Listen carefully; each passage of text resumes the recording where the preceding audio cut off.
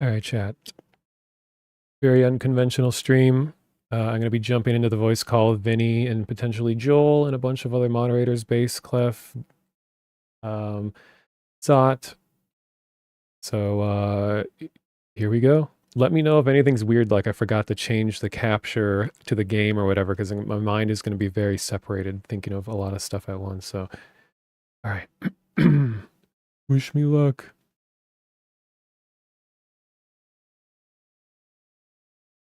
There you go. There he is.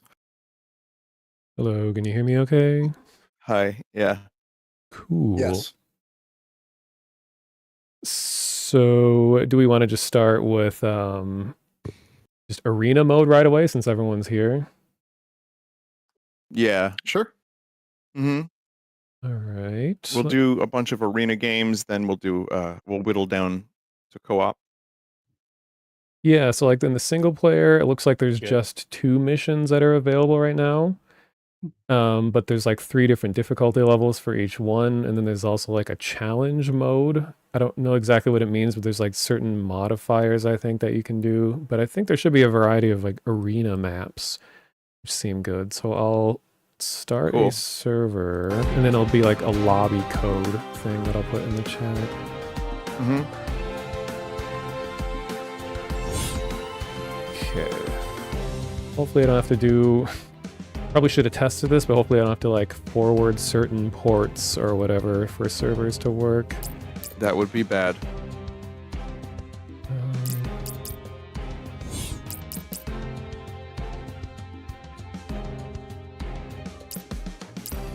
Do-do-do-do-do-do-do.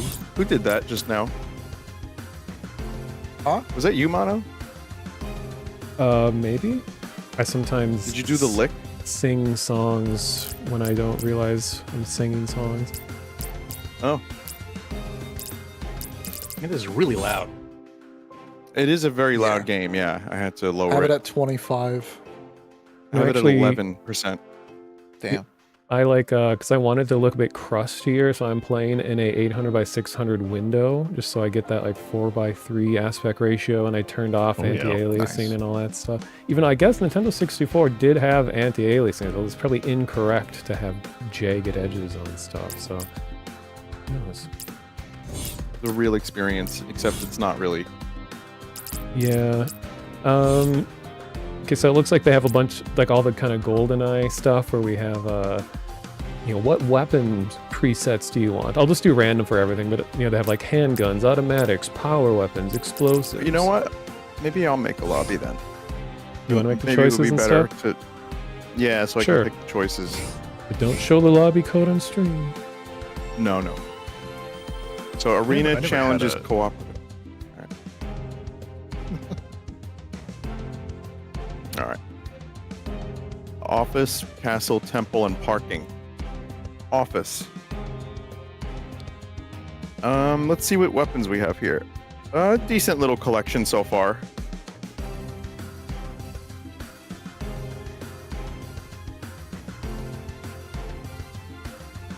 Startup weapon, none.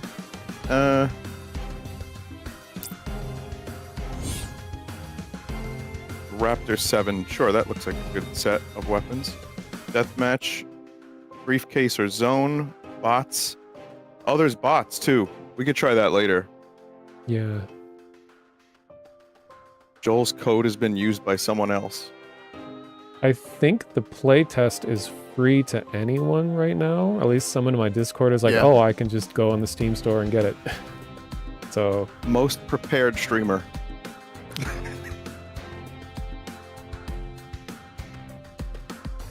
I have more. I'll just post them. I already got them. All right, you got them. All right, thank you. Yeah. Oh, the fucking the did it is in the song of the game. oh, the lick. Yeah. Yeah. Oh my god.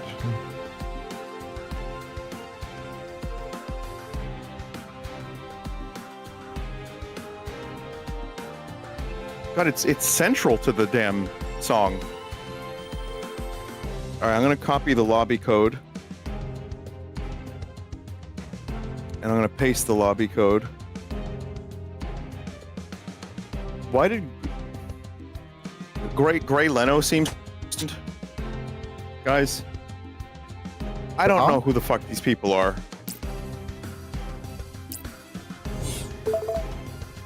What, some people got in? Yeah, Oh. people got in. Thanks. I don't see anyone else. They were just here. Just The ghost hallucinating of Cray Lenos. Leno. I don't think there's a voice chat. I don't think so either. Marcianito 64. Yeah, who is that? I don't know. Who is it? That might be Joel. The developer. No, it's not. He's not ready yet. Oh. The developer said he was implementing private lobbies. I don't know. I messaged him. I'm like, hey, are those lobbies private yet? I don't know if it's been implemented. So we're getting like Gray Lenos and shit. The lobby you are in is public. Did I miss an option? You may have. Oh, Hey, Joel. Oh, Good morning. Hello? good morning. Good night. Okay. Oh god, this game is so loud. Holy shit. It's a very loud game. Ow! Oh my god, it's like the sun is fucking blowing up. Fuck! Oh god, my ears. That's a very Joel way to. Do you hear this? enter. I guess, Fuck! I guess the sun blowing up would be loud. Maybe. Ow! What the hell? Okay. Okay. He woke up, everybody. Confirmed. Woke us up too. Thank goodness. You're not Zev, Zev? are you? I don't think he's Zev. Hello? Hi. Hello? Hello. Who's Is this live? Or... It's live. Live. Yeah, it is. It's okay. We're still you trying know to what's figure awesome shit about out. This game? You know what's fantastic Yeah? about it? What? Now, I haven't played it yet, and I'm excited to play this tonight, but this game is doing something where the volume slider is being hidden by the actual UI. I can't access my own sounds. So right now, it's like a swamp of this boom, in the menu, and you guys speaking, and it's like buried beneath layers of sound, and I can't access to turn it down. Do the in-game. There's a master. Mhm. Okay, hang on. I just use the Windows It sounds audio. like he's recording music again. Yes, he is. It should be in options after you choose which agent account to. So who is Zev? Yosemite. They're not. Yosemi. Yeah, they're- Yosemite None Sam. of them. All right, now Yeah. we're talking. Okay, we're good now. Jesus Christ, I'm sorry about that, guys, but It's yeah, okay. I didn't expect to be, totally irradiated by sound immediately. But hey, all right. But, It's one of the loudest hello, games I've ever everybody. played. Hello, Vinny. Hello, Zort. Sin City. Everybody. Hi. Sorry that I'm fashionably late. I It's okay. had some problems with immediately. Got to do everything last minute. I did not have the key to this, so oops. It's okay. It's all right. You messaged me what time, and I think you fell asleep before I told you. I did, and my phone has this awesome ability where I set an alarm, and the alarm goes off, and it will ring once, and then be like, okay, bye, fuck you. But that's the name of the game. I will, however, get a glass of water because before we do this, excuse the voice by the way, but I am in the middle of recording a bunch of stuff, and also because I got like boogies in my nose, so I'm gonna get a napkin and blow that Okay. shit out. So one second. Ooh. You know what? We're gonna do a quick round then, and then you come back when you're ready. Uh-oh, we're getting invaded by folks. Yeah. I know the chat members. I'm trying. I can't kick them fast enough. Do we want to validate whether this can be privated? Did you see the option don't when you think- set it up? Does anyone know? We're Well, entering the thing is, like, what's the sun point of a lobby code if people can just join? Like, it's weird. Yeah, that doesn't make any sense. I mean, you could Well, set maybe ready up, everybody. Oh, yeah. You Oh, can yeah. choose Just for a your second, let's just character. real quick get started. I didn't even choose my character. Me neither. Doesn't look like You there's all the private same. settings. Yeah. Oh yeah, you're all gonna Well, notice you know, sensitivity immediately. You gotta- yeah, we'll figure this out. We'll figure this out. There we go. Flappers only, maybe? No? All right, I'm back. I'm ready to rock and roll. Oh, Flappers only.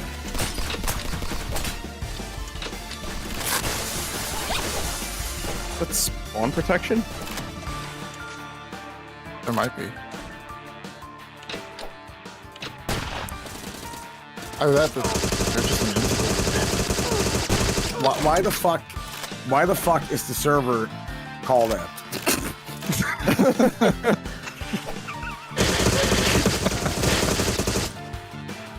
Oh, you joined. Okay, You can no. join. Yeah. Who's Kremlin? Isn't that like a governmental body in Russia or something? Well, I thought yeah. he crashed planes. I thought it was a enemy in Donkey Kong. Yeah, so Joel, you might want to just mess around with your options a little bit. You want to increase the sensitivity to like maybe 110 No, that's on that's the for mouse. cowards. Oh man, you know what? You got to figure it out. Then you get it. You got it. You got this. Chatters can join mid round. No. They can join the lobby. Well, But yeah, it's we'll saying do- waiting for match to finish. So I'm just gonna pretend, visualize. I'm gonna manifest what this game looks like. Man, you guys are doing great. Is that like mines? Is that odd job? Is that hand job? What are you guys doing? Yeah, Here hand job is in the game. Slapping each He other. is. There's a slapper. Yeah. Fucking odd It's, job, hand job, foot How do you job. say I'm odd job in unemployed, man. Sweden? Odd job. Odd yob. Odd job. How do you say octopussy in Swedish? Octopussy. Because that's in Jade's Bond. I gotta look that up. Hang on. You know, I actually watched that movie recently. I fell asleep like 10 minutes in. I'm like, man, I don't know. Yeah, my buddy watched all of the James Bonds, and he said by the time he got to Octopussy, he was ready to tap out. So, Imagine 7 vaginas. wait, that's 8.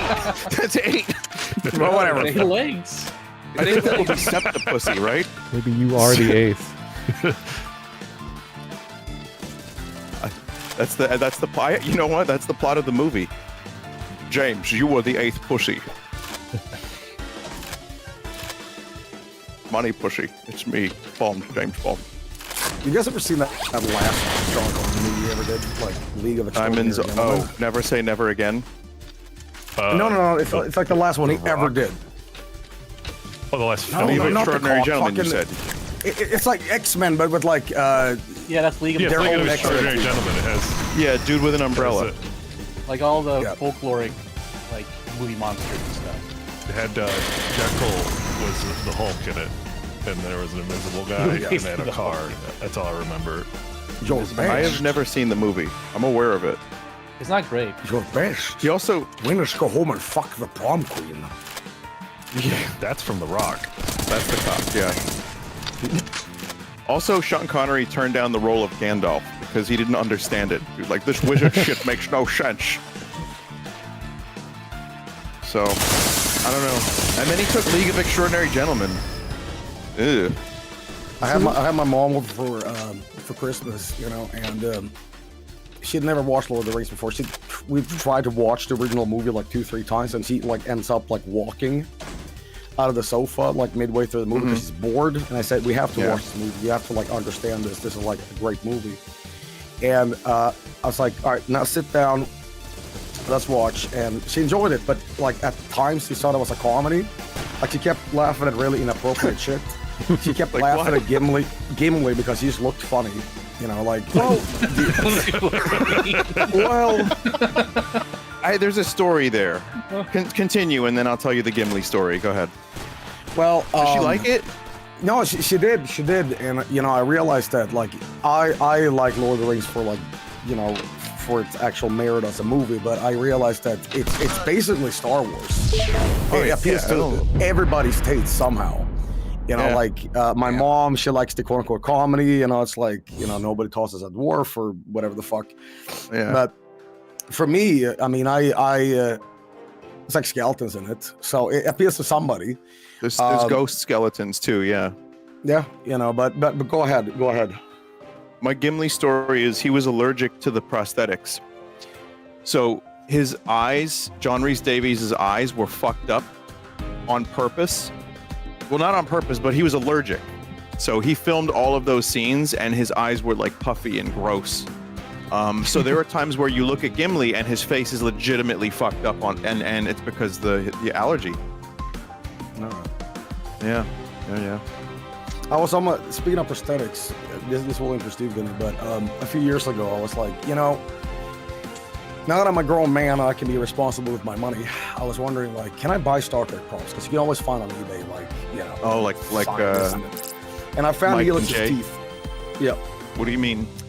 And I was wondering, like, you know, wouldn't it be great if, like, I surprised my buddy Vinny by just sending him, like, Neelix teeth? I don't want those. And it said screen worn, you know. I definitely don't want those. It's Neelix, so it must have been like on discount, right? But what I don't like Neelix, man. Well, you know, maybe one of these days you like slip on like New York ice and knock out all your teeth, and you're like, well, you know what, this could double as that. Fuck it. I'm Okay. Neelixed up. Did you buy them? I did not, because they were like a telephone number of a price, and I said, fuck it. Yeah. All right, I everybody. don't know why you would wear that, or wear. I mean, own it. Yeah, click ready. Whoever's. Yeah. I Maybe don't think there's ready. No team. There's no team. You can choose teams apparently, but Good. We'll play a bunch of random shit, and then me and Joel and whoever else will do co-op. So it'll be fun. We'll have a good time, fellas. so developers, if you're watching, you gotta make it so when you walk over a gun that it auto equips the gun that you picked up. You think is that an option? Maybe. Maybe. I just remember that it No, not did yet. that in GoldenEye, so it makes sense. That was an option in Perfect Dark too. Oh.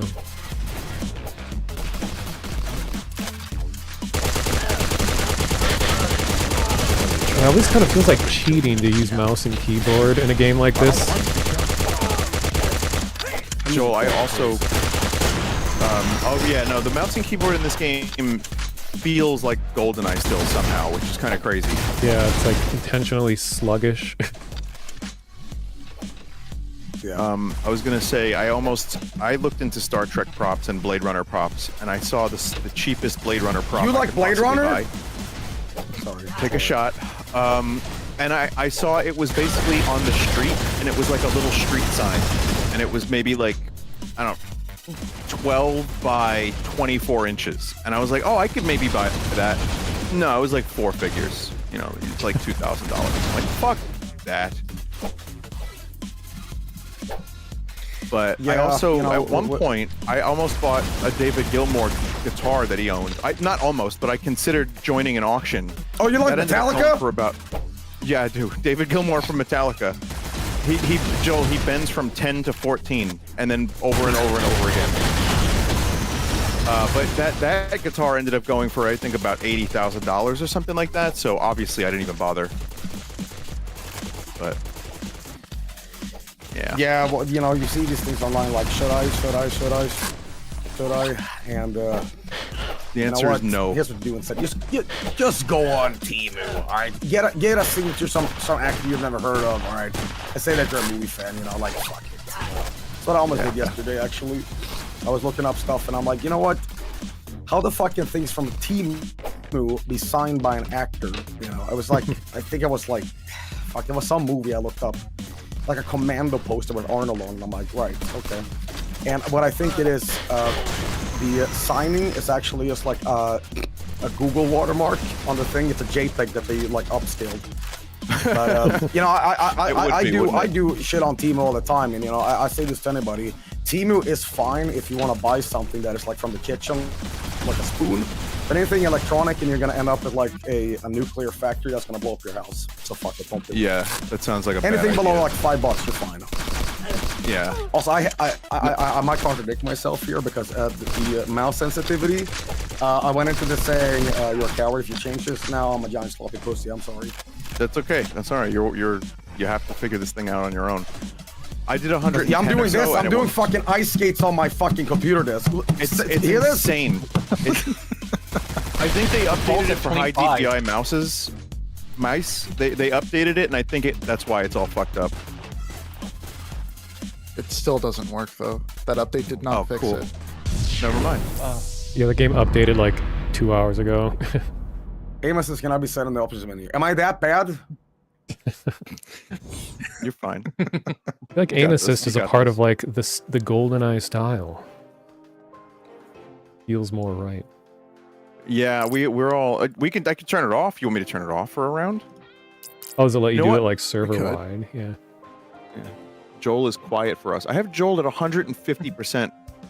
No, it's like the voice meter banana thing that I use. It's always like compensating and like fucking it up. I made him louder. It's fine.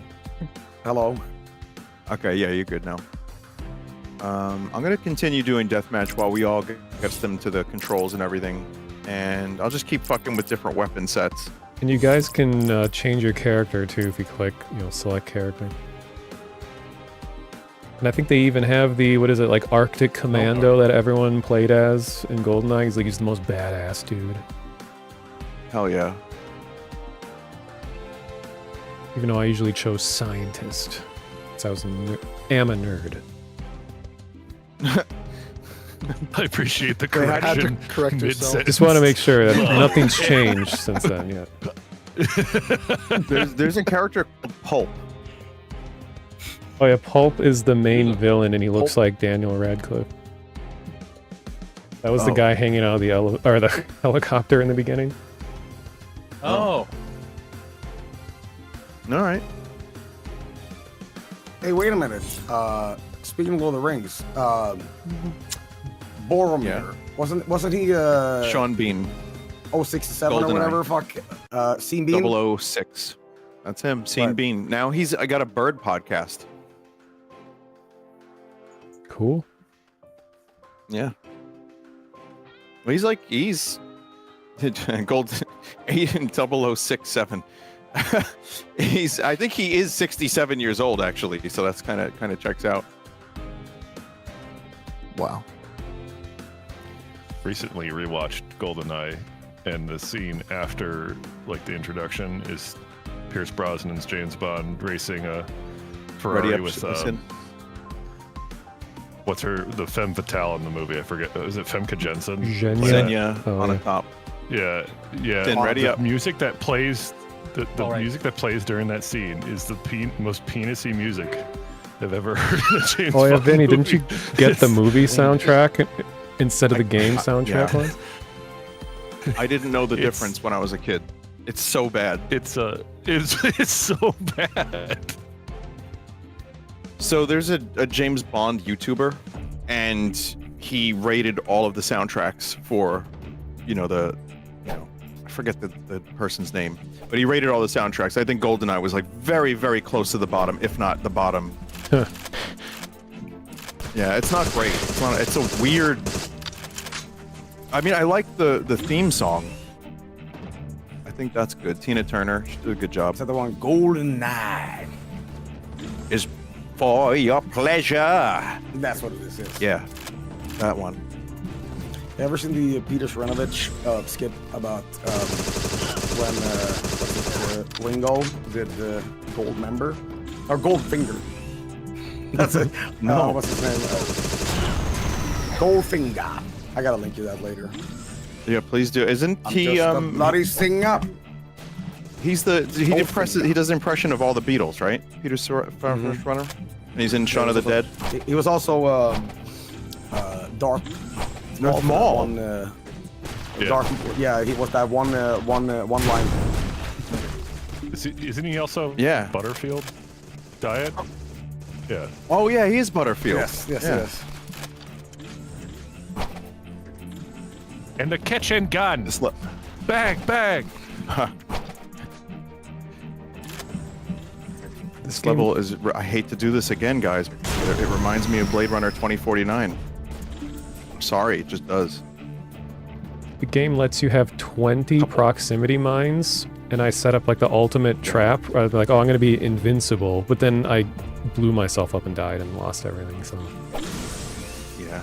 Oh my god! So the mouse sensitivity. By the way, developer Mono, I and found crew the trap. watching, game is awesome, but I will say this: hold down right click to like manual aim when you're already aiming. Otherwise, it's like, what's the point?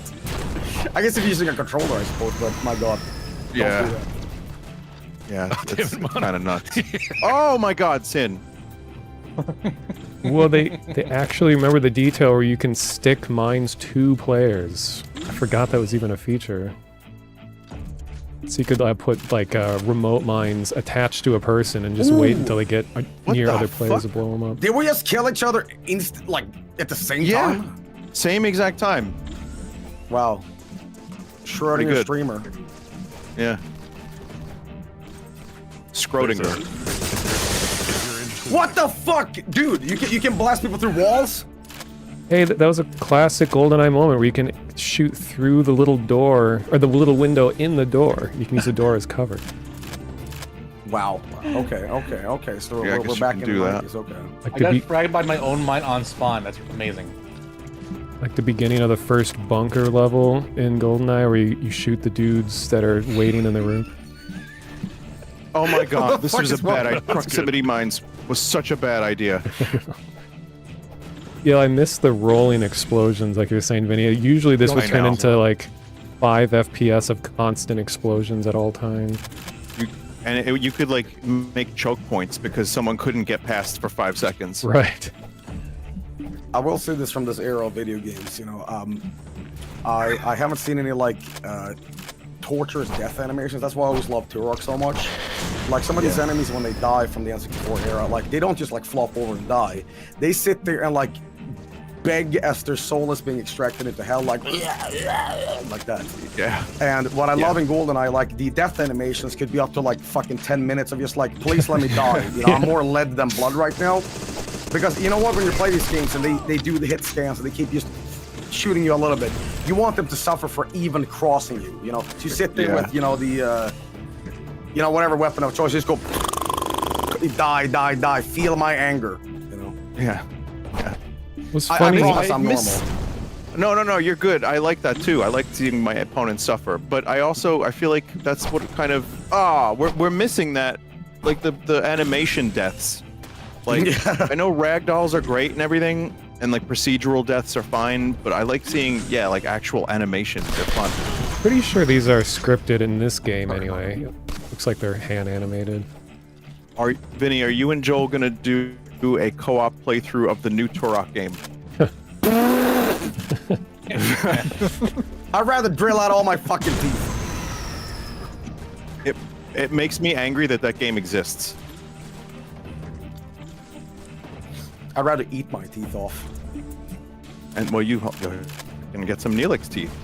Did you see the newest trailer? It didn't help.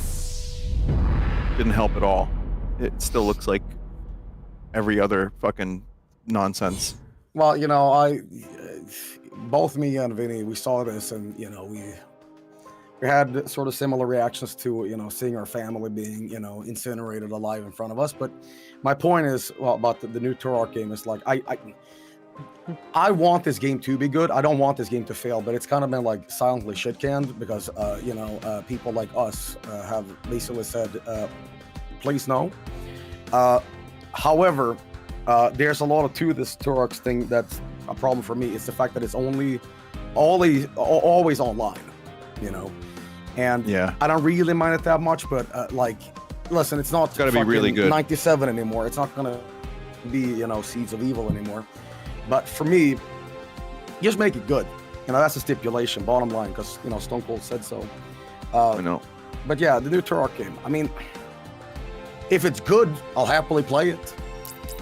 Yeah, same. I'll keep an eye on it too. But honestly, it looks not great. There is a first-person mode, but it looks like Monster Hunter, but also kind of like an Overwatch thing, and I don't really like that very much. But you know, I'm willing to reserve judgment, even if it makes me angry. Player speed. Oh, you can change everything. Like I could do small heads. Inverse You know what? Yeah, we'll do DK small mode. heads. No starting weapon, no hit stun, player melee only. Wow. Yeah, Is there's a million poison different mode? Is that options. like in Perfect Dark the tranquilizer? It just completely screws up your vision. That sounds awful, actually. We'll do parking.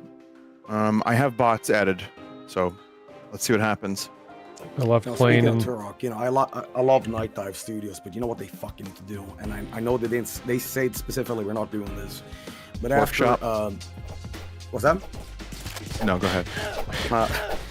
Shadow of Oblivion, they ported that N64 game to PC, you know, natively, which is great. But fucking get Rage Wars on PC, man. That's my fucking jam. I know. I loved Watcher. Rage Wars. I spoke to one of the devs about that, and I don't think that's happening.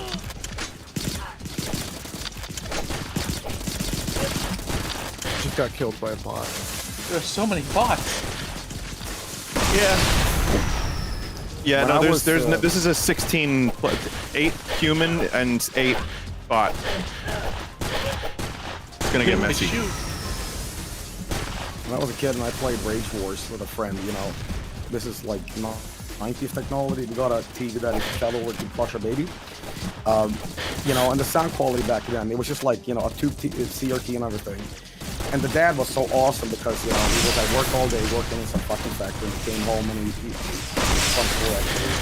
he wanted to like make us feel more immersed in the shitty quality. So what he did when he got home was like, all right, boys, I'll show you how this thing is. So what he did, he had some like early stereo subwoofer system, and he said, all right, check this out. And he turns up the subwoofer to like extreme levels, you know, the THX noise. It's like, all right, boys, let it rip. You know that scene in Back to the Future where Marty McFly is blown back? We take the, you know, the shotgun or whatever in Turok Rage Wars and we shoot. And I swear to God, our faces were blown back. And we saw it. And you have permanent That's hearing it. damage to this day, right? What? Exactly. Oh, that's a cool day. Yeah, I didn't really have that same experience. My dad and all my friends' dads were like, what the fuck is a video game? Get out there and play football, assholes. So, nothing cool happened like that. See, now the younger generation, like, your parents might have played video games, but sorry to do this, but for my generation, way back in the day, they didn't know what that stuff was. Unless you had, like, a cool dad who was, like, on the cutting edge of being a fucking nerd.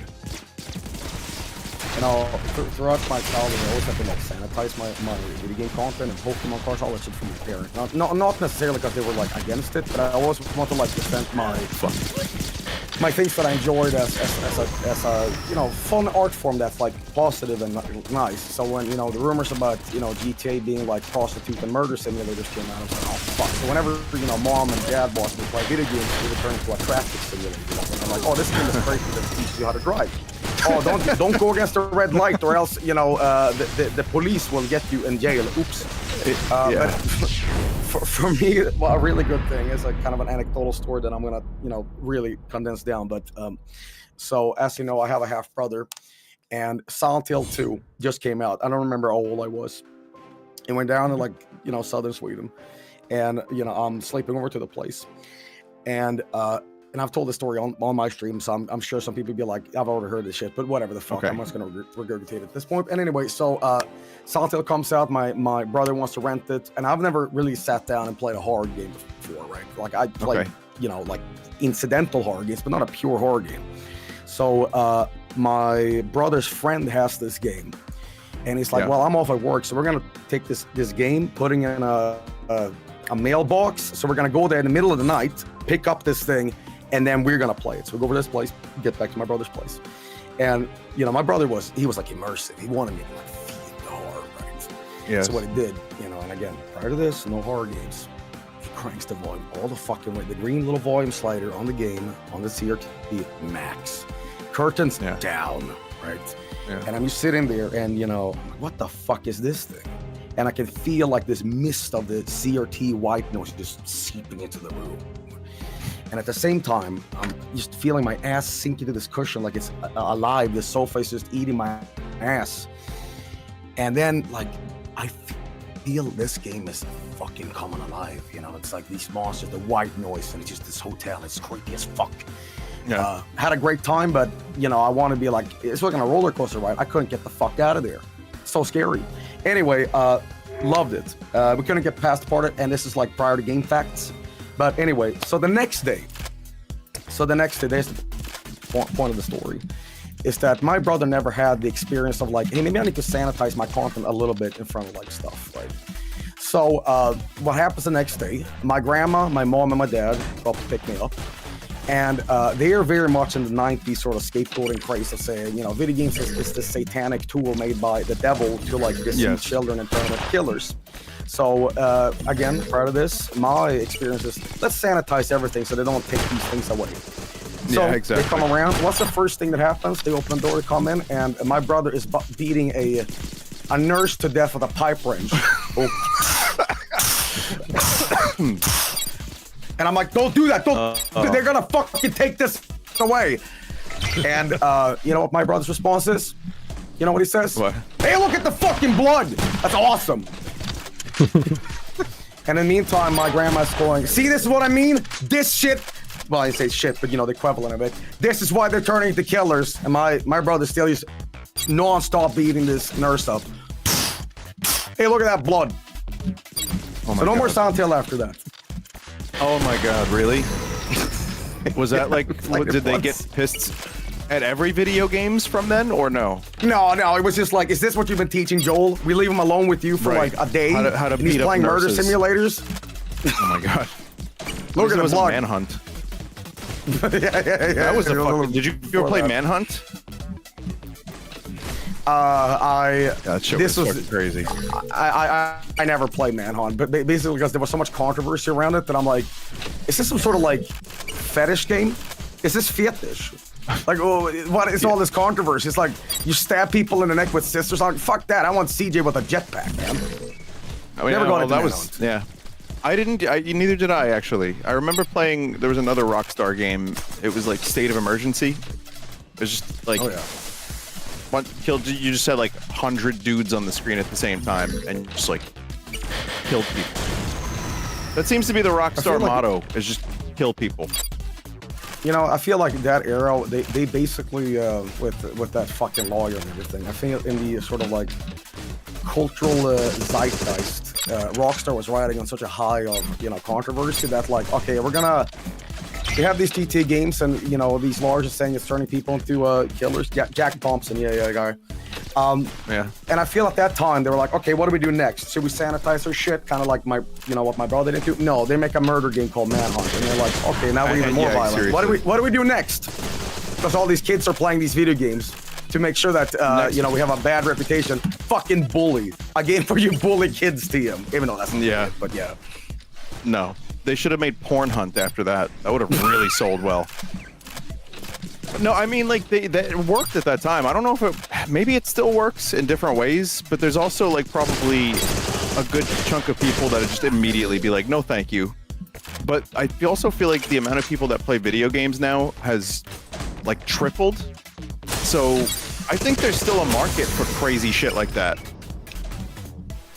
Yeah, have you seen the fucking Steam front page? Is nothing but, like, tits and asses. Joel, I don't know how to sort those games out of my... Like, I tried a little bit and I gave up on the store. If I scroll down to new and it's just like maid sister service, married into hell, and it's just like ass games, wanted wild sluts. And it's like, how do I remove these from new and trending? I don't know, man. My Steam- Porn Hunt was real. It was games. What's that? It's like my favorite reading the reviews. It's like it's not as good as the previous game in the series. They're actually being critical in the Wow, there's reviews. fans. It's like yeah, it's like There are people who don't it's a take pretty it good seriously. Metroidvania, you know. I mean, there's Well, an option knew on someone- Steam to Yeah, go ahead. disable adult-only games. Okay. That doesn't really work. Yeah, that I might want to use that if I can. But I knew someone years ago that was making a smut Metroidvania, and I don't know if it ever came out. I don't really talk to them anymore. They were, but they were getting that bag. They were getting that bag, and I respect that. They were like, "Hey, do you want to stream the game when it's out?" I'm like, "I can't stream a smut Metroidvania." And they were like, "No, there's a no smut mode." And then I'm like, "All right, well that's weird, kind of strange, kind of defeats the purpose in some ways." But the characters all have big tits and ass that have amazing animation still. It's like, oh, They put something. nipples on a Metroid. They did. Fucking Did the game ever milf come brain. out? I don't have that information. I don't know. It would have been in your email or something. I just don't know. Yeah, maybe I would have had another. Somebody in chat said Milktroid. Oh, Chet. Speaking of Melktroid, Drain my is energy, now- you know what I mean? Fuck me up, hyper beam me up, Oh. fuck shit, man. Jeez. Chat, Melktroid is now ready, and I'm probably gonna stream it next week.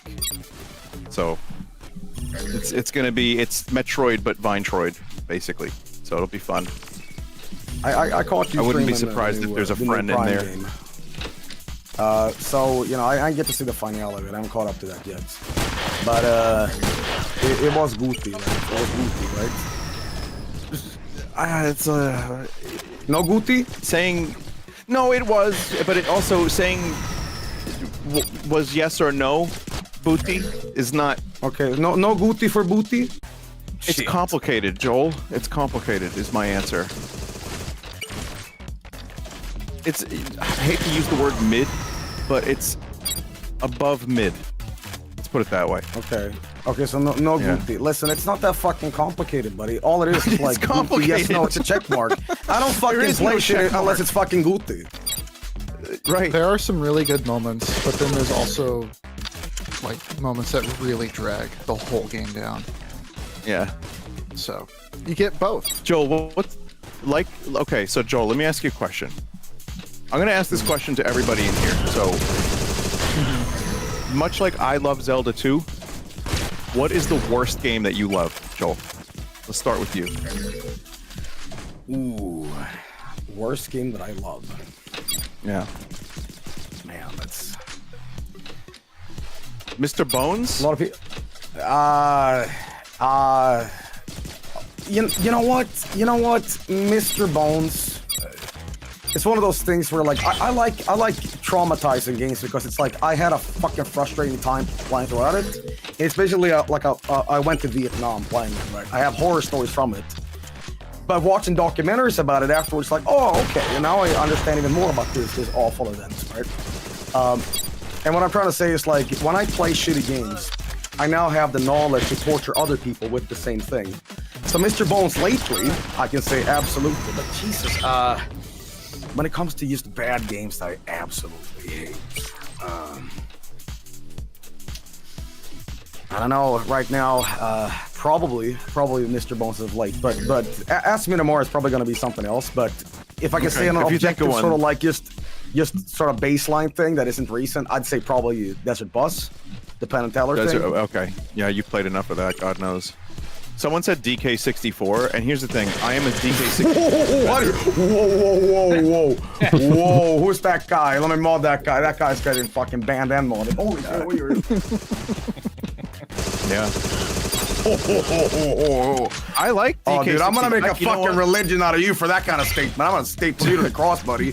So Joel, I I played it with a character select anytime mod. I don't know how you feel about that, but do you know that game went from an 8 out of 10 to like a 9.2 out of 10 for me? Yeah, With that one well- mod, I fucking love that game now. Well, I loved it back in the day, but I like it even more now. Well, two sides of the coin. I'll say this. First of all, buddy, you use save states, so you're not gamer like me. Okay? Wait, no, I Second- didn't. Wait, did I? Well, in general, so you know you're What? weak sauce. But Dog, what are you talking about? Secondly, also on the other side of the coin, whatever video game and the way you want to play it appeals to you, that's the way you should focus. Fuck whatever everybody else says about like, oh, you're not playing it right, you're playing on easy mode. Fuck that.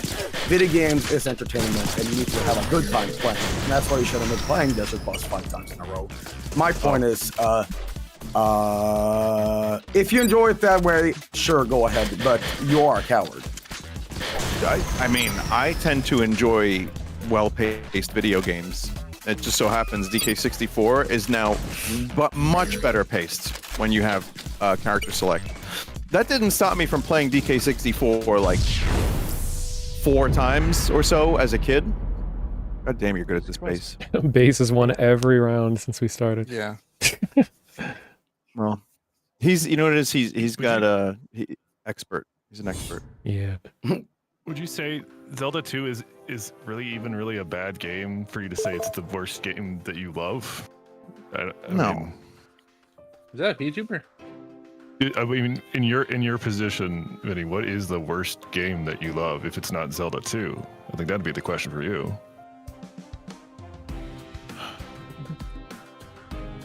Oh man.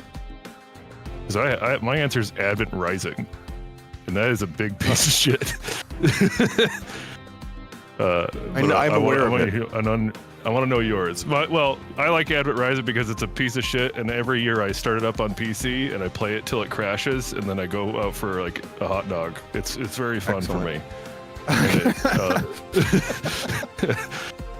Sounds but yeah, great. I'm kind of curious. What because I like Zelda 2. I don't really think it's a I do bad- too. I think it is a good game.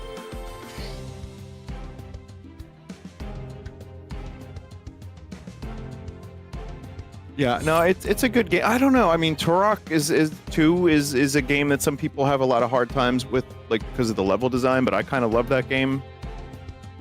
I don't know. That's tough. That's tough. I'm sure the chat could answer that question better than I could. Maybe they know, but I always say Zelda 2 because people hate it. Trigger. Yeah, I know. Silent Hill 4: The Room. That is the most 5 out of 10 game I've ever played, and I'm gonna be honest with you. It's okay. It's okay.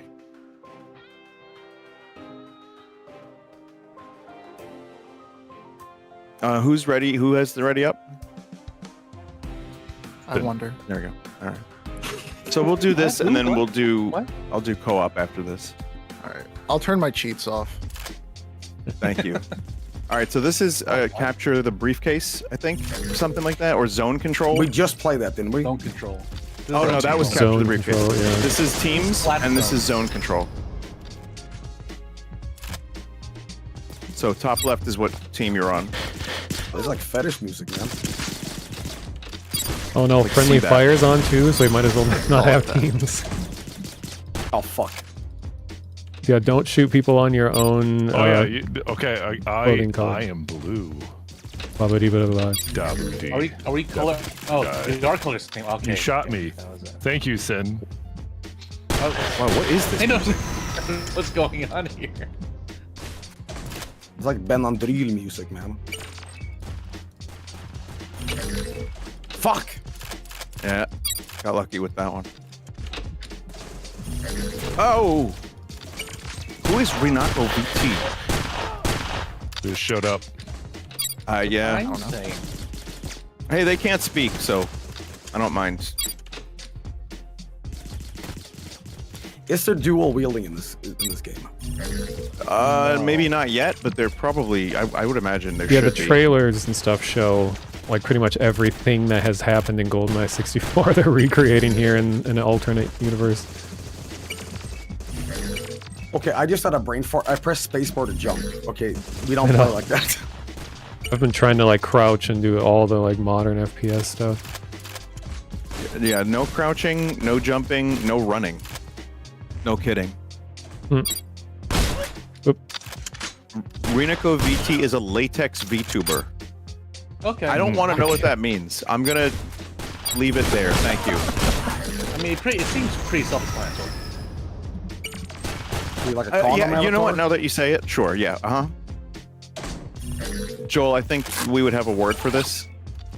Would it be something like Fietish?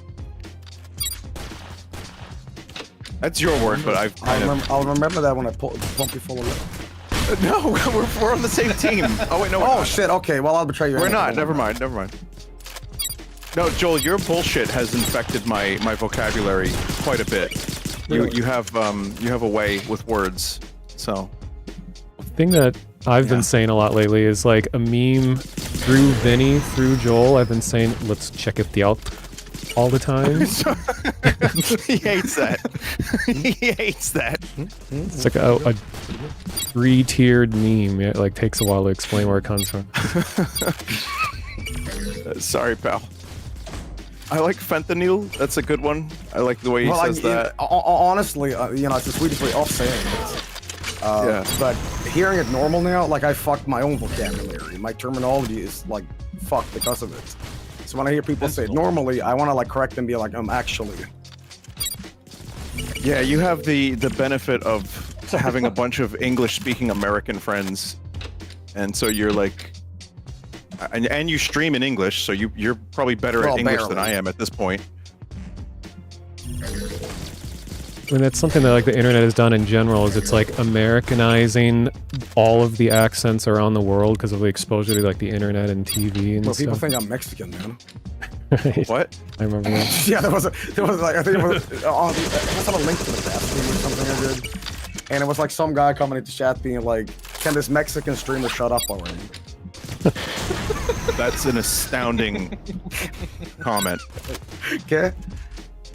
Joins someone else's stream on Twitch. Shut the fuck up.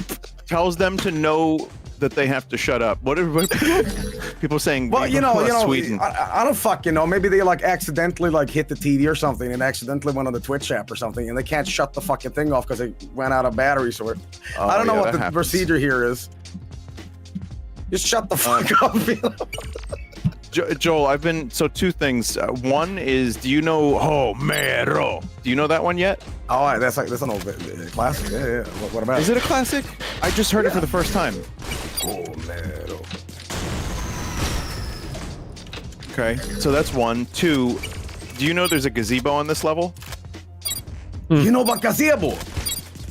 Can you what is this gazebo thing? Do you not know the word shit, gazebo? You fuck with gazebo. Sorry. Yeah, what is that? What's going on there? Why does chat want me to talk? Oh man, you feel like gazebo as well, man, dude. I love gazebo. It doesn't help. All right, so maybe some context here. So over Christmas, I was playing this like horror Santa Claus game, or no, Krampus game. That's what it was, right? And there was an objective. I guess people at that stream also like compared it to when you play Golem, where there's a bunch of like do X or Y. Mm-hmm. And it said like find gazebo, and I don't know what the fucking a gazebo is. And there was a little like gnome guy that I had to like spray with a squirt bottle, and I thought that was gazebo. Turns out that wasn't gazebo, and I asked him what the fuck is gazebo. So I googled it, and it was like a singer. That wasn't it. And I just was wondering about it, and it turns out incidentally, like 45 years ago, there was a Dungeons and Dragons scenario that was exactly this. There was some scenario where some guy was DMing, and he was approached by a gazebo structure, and he thought it was like a dragon or something. Turns out I was that guy, because when I was playing the game, I thought the little gnome man was gazebo. So I manifested my own destiny. That's with amazing. the gazebo. It does sound like when you say it like that, it sounds like a name. So I get it. I don't think that's I don't expect a fucking person who's not English to know the word gazebo. It's such a weird one. Like, do you know what a kumquat is? Have you heard that one? That's like a root vegetable, right? Yeah, see, he knows kumquat, but gazebo is like a little bit esoteric. I know my cums, man. Yeah. Come on, I'm no amateur. Yeah. Okay. That's true. Wait, kumquat's a fruit? Yes. Yeah. Oh yeah, it is. Wow, I should know that. English major, by the way. Yeah, no. Dictionary I'm yellow. classes Fuck, failed I'm me. pissed. He just That's agreed. it. Yeah. Sit in Do here. not kill me. My brain fried with people not know what a kumquat is. Hell, what do you fucking know what a rutabaga? You gotta like Yeah, do you know like rutabaga, Joel? rutabagas? That's rude. Is that like an Amish thing? Is that when they go out and like explore That's rum Las spring. Vegas? Oh, all right. That's rum spring. Fuck, I it's don't all even. the same, man. I never even heard of that. What the fuck is Rumspringa? Rum spring is where Amish people can like go just be crazy for like like a week. It's cool. Amish They can, Vegas? like go do drugs and stuff. How often can they do that? It's like when they like early adulthood. Yeah, it's like spring break, but like only once, and most time they just go back to being Amish. Most times. Yeah, most times. So it's either they go back to rutabaga or they like just go fucking mental. Can I tell you my Amish story? Yeah. I grew up on a farm, and our barn was slowly deteriorating, and we needed to get it fixed before the insurance would be authorized to work on the farm. Otherwise, we'd lose our insurance. The quickest people to be able to do and fix the barn were Amish people. We hired Amish people, and they were driven up in a van, like an Econoline Ford van, and the guy driving the vehicle is former Amish, and then everybody else is you know Amish, and they brought out like a 10-year-old kid, and they fixed the barn in like 5 hours, and then I saw the 10-year-old Amish kid rolling a magnet on the ground, and I was like, what the hell is an Amish kid doing with magnets? That's technology. What the fuck? Ooh. Well, no, there's natural magnets. No, Well, how they work? How do they work? I don't know. I don't know how they work. All right, I'm Maybe the exiting the value of lobby. That was fun. I'm exiting. I'm bouncing. Bye. All right, I'll see you. That was a good way to end the show. That's my The Amish story. Amish story was great. No magnets, you hear? All right, see you, Zut. I'm gonna create a co-op lobby, which means we can only have 4 of us. So we're gonna shrink the group down a little bit. I'll name it Joel. Joel Awake is the name of it. Okay.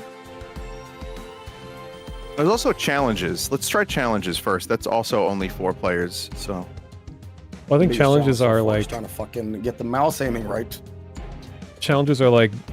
different Oh. versions of the co-op. So if you start with co-op, we'll see like what the base game is, and then you can build onto it with challenges, I think. okay, yeah, never mind. I'll just do co-op. Penthouse and tower. Okay, so let's do 64 agent. Let's make it tough. Okay. All right, Joel, you're in. Good.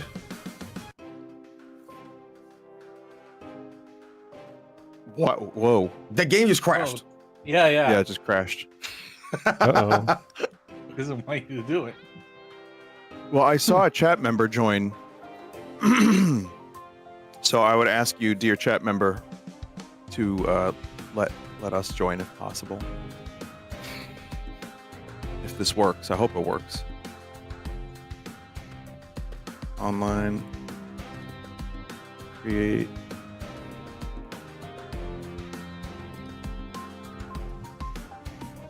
Okay, it's up.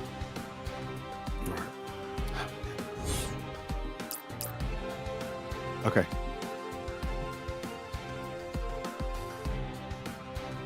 Are we going through? Same. Oh no, different. Oh, it changed. Okay. However,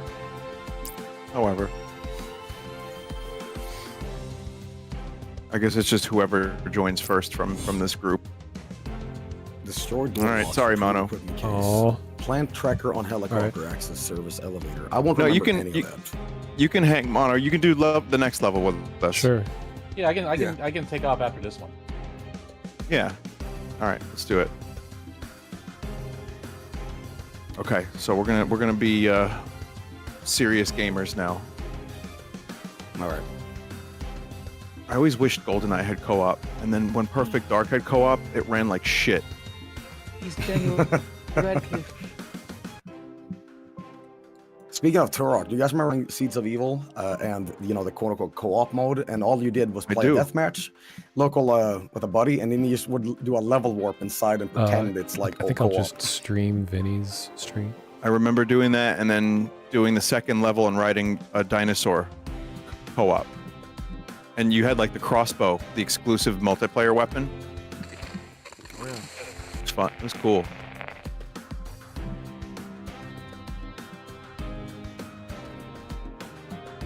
Oh, I forgot I have Careful, my careful, don't shoot each reactive other. avatar thing in the Is there His closet. friendly fire? on yes, I don't.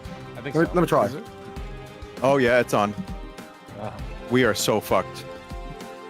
no, we gotta try trigger. No, it works. It works. It's friendly fire's on. There's respawn.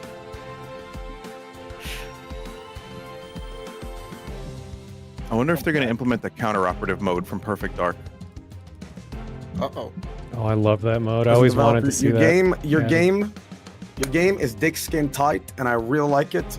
However, if you add Elvis from Perfect Dark, this game goes from a 10 to a 0. So, please do it. If any one of us dies, it's game over for Dick everyone. skin tight.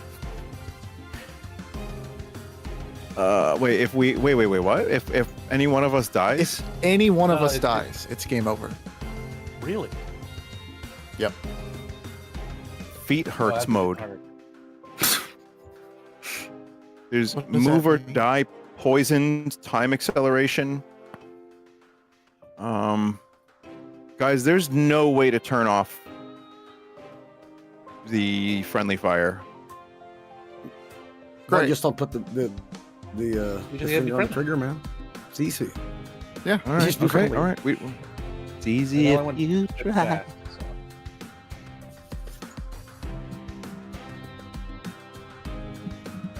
Player Sin City error code 2. What does that mean? I don't know. I think we're beta testing. we're still in here. This is literally a Kind of play are. test. Yeah.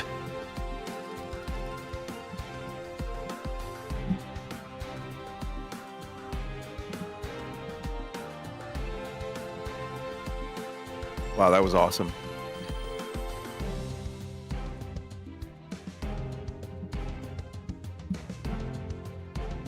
What the fuck did you guys eat today? Why'd you say it like that?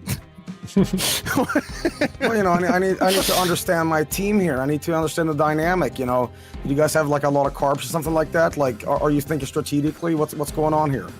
What's the vibe? I could tell you. All right. I'll tell you what I ate today. I had a turkey club on a roll for lunch from a deli, of course. And then for dinner, I had Oh, did you have it from a bodega? bento. A bodega. Yeah, you have to find him too. That's also a gnome. And then I had a bento box with chicken teriyaki because I am a basic bitch. Yeah. I approve. And it was good. It had like dumpling. I had a gyoza. It had spring roll and soup. It was Gyoza? good. Gyoza. Also a gnome. Related to it. You know what I love about the Careful. English language? You can just make it submit. You know what I mean? It's just BDSM. You know what I mean? Like, yeah, you know, hey, it's kind of difficult sometimes, but you know what? Buy dinner, you got a new wife. Yeah.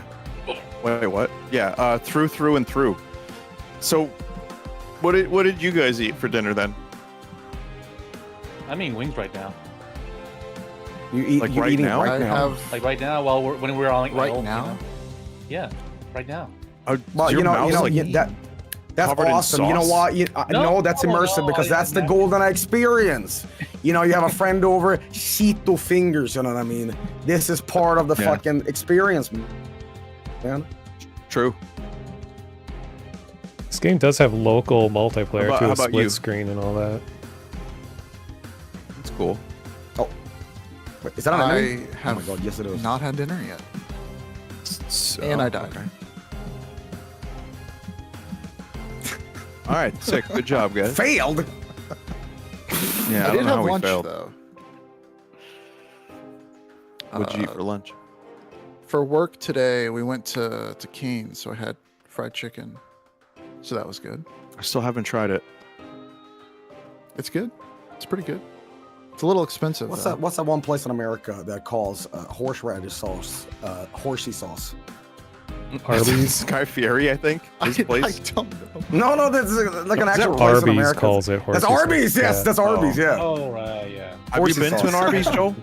I know. I value my intestines, man.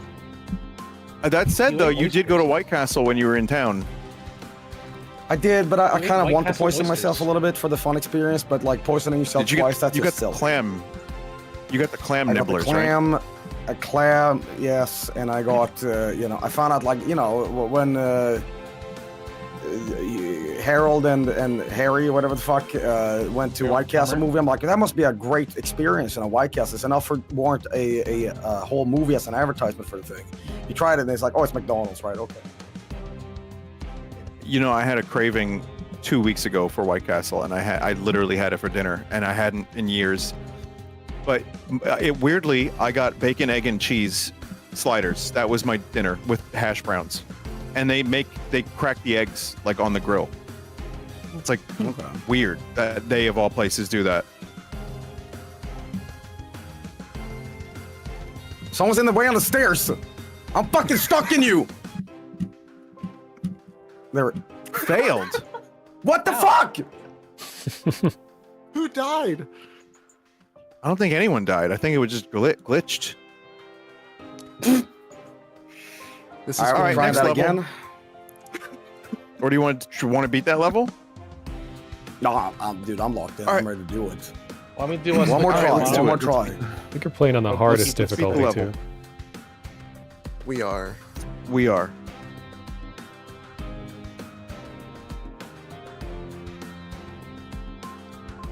Focus V. Yeah. That's. Yeah.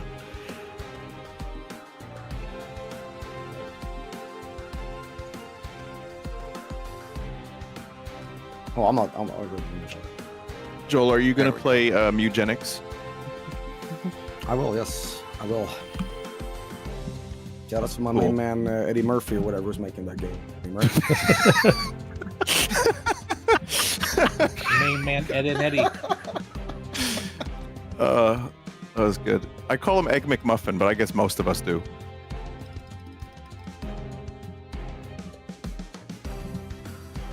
That's great. No, it looks cool from what I've seen so far from it.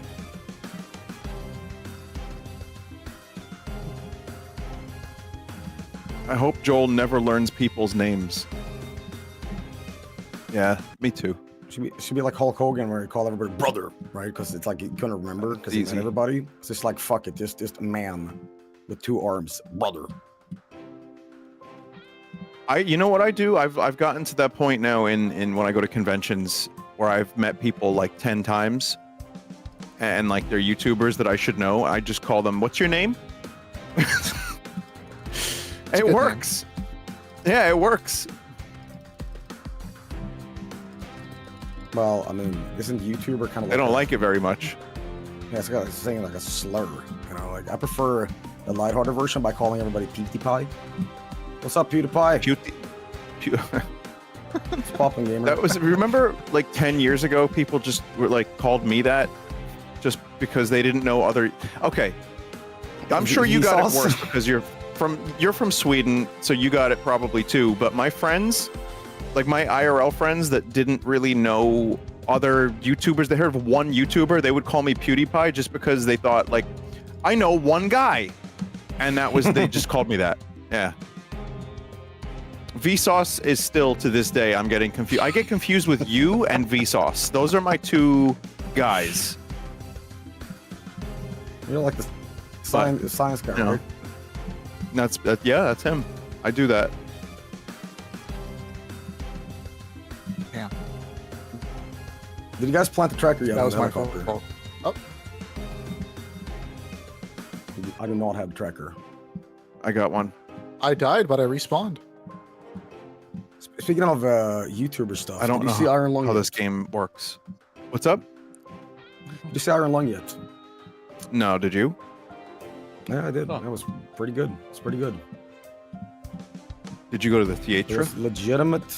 Yeah, I did. I was yanked out of bed, and my buddy said, "Hey, man, let's stop making mold fester on you, and let's get you out some oxygen, buddy." So I cartwheel out of bed. I set myself down, and I'm like, "All right, Markiplier. I'm not really too familiar with this content."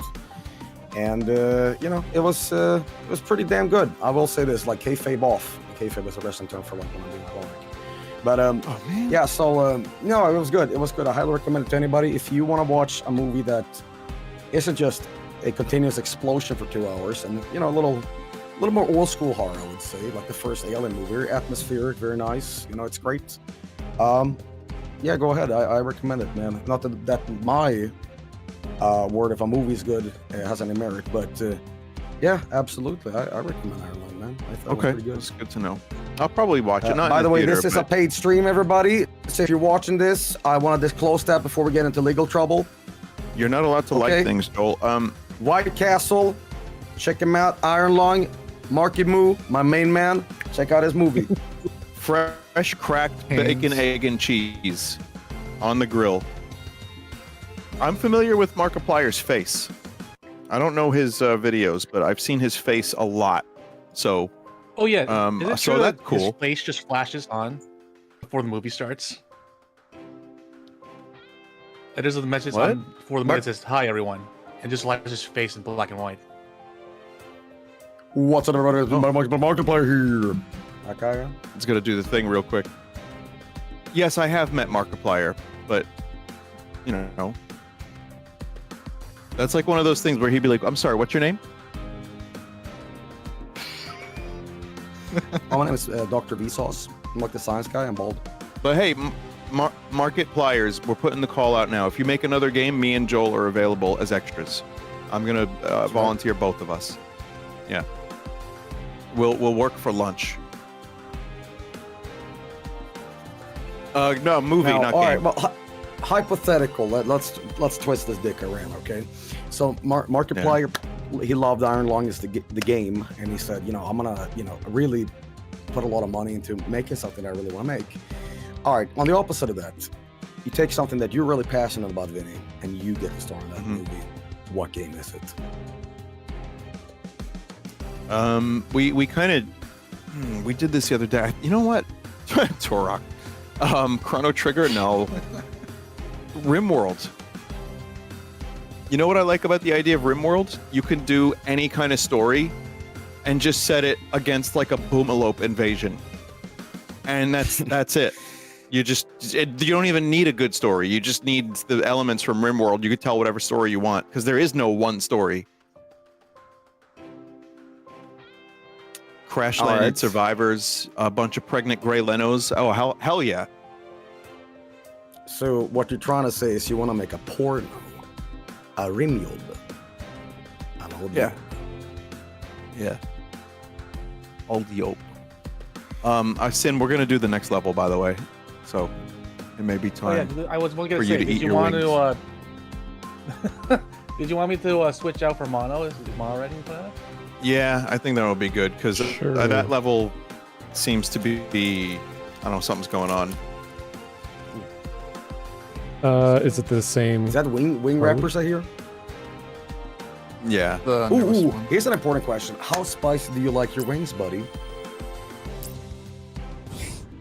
Not very. I like habanero. Nero? Robert De Niro? Habanero. Habanero? How spicy is that? Scale of 1 to 10. Pretty spicy, like an 8. I'd say like Okay. a 6. No, because like the But I'm store from ones are Louisiana, bad. so- But like, I chop my own like habaneros up, and eat them like that, and I die. What's that error code? Okay.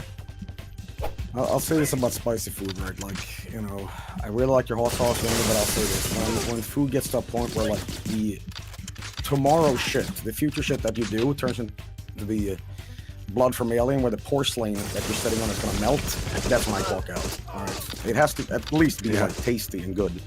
But when it's an intestinal exorcism every time, pop a squat, it's not worth it, buddy. Well, The green one is tasty. The red one is tasty, but also painful. And then there's a new one now, Joel. There's a Nort sauce. Oh, I did see that. Yes. Yeah, it's 1 out of 10 on the spicy.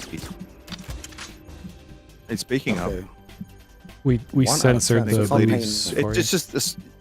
No. It's just a sweet and sour sauce. It's a novelty sauce with like fucking glitter in it, edible glitter. And I'm not kidding. It's not for me. I'll say that. It's fine. It could be useful on some stuff. I'm not gonna tell you I eat that stuff. I don't. It breaks my heart. All right, that you don't eat seafood, man, or fish. Sorry, fish. Yeah. Yeah. Or as the Honorable English major here would say, crustaceans. Crustaceans. See, there you go. Bending the English language over your knee and having it submit to your will. I would try a little bit of. If next time you're in town, if you want to try, I would try a very mild fish with you, like not a fucking crazy rotted fermented shit. But I would have like a fish and chips or something. I would try it with, yeah. Y'all should go to Louisiana and have a crawfish boil. Oh, dude. See, that's where you like lose eating me. shit, man. Crawfish. We gotta plant Oh, a come thing on, on get this a cave. to get to open decoder. Oh, do we have? Yep. Just put There we like go. 5 decoders on. I think. Hey, each one works faster. Speaking of market hell yeah, we're going through the flyers, bathroom. Hey, this is Ocupado, man. Estoy Okay. pooping. Excuse you.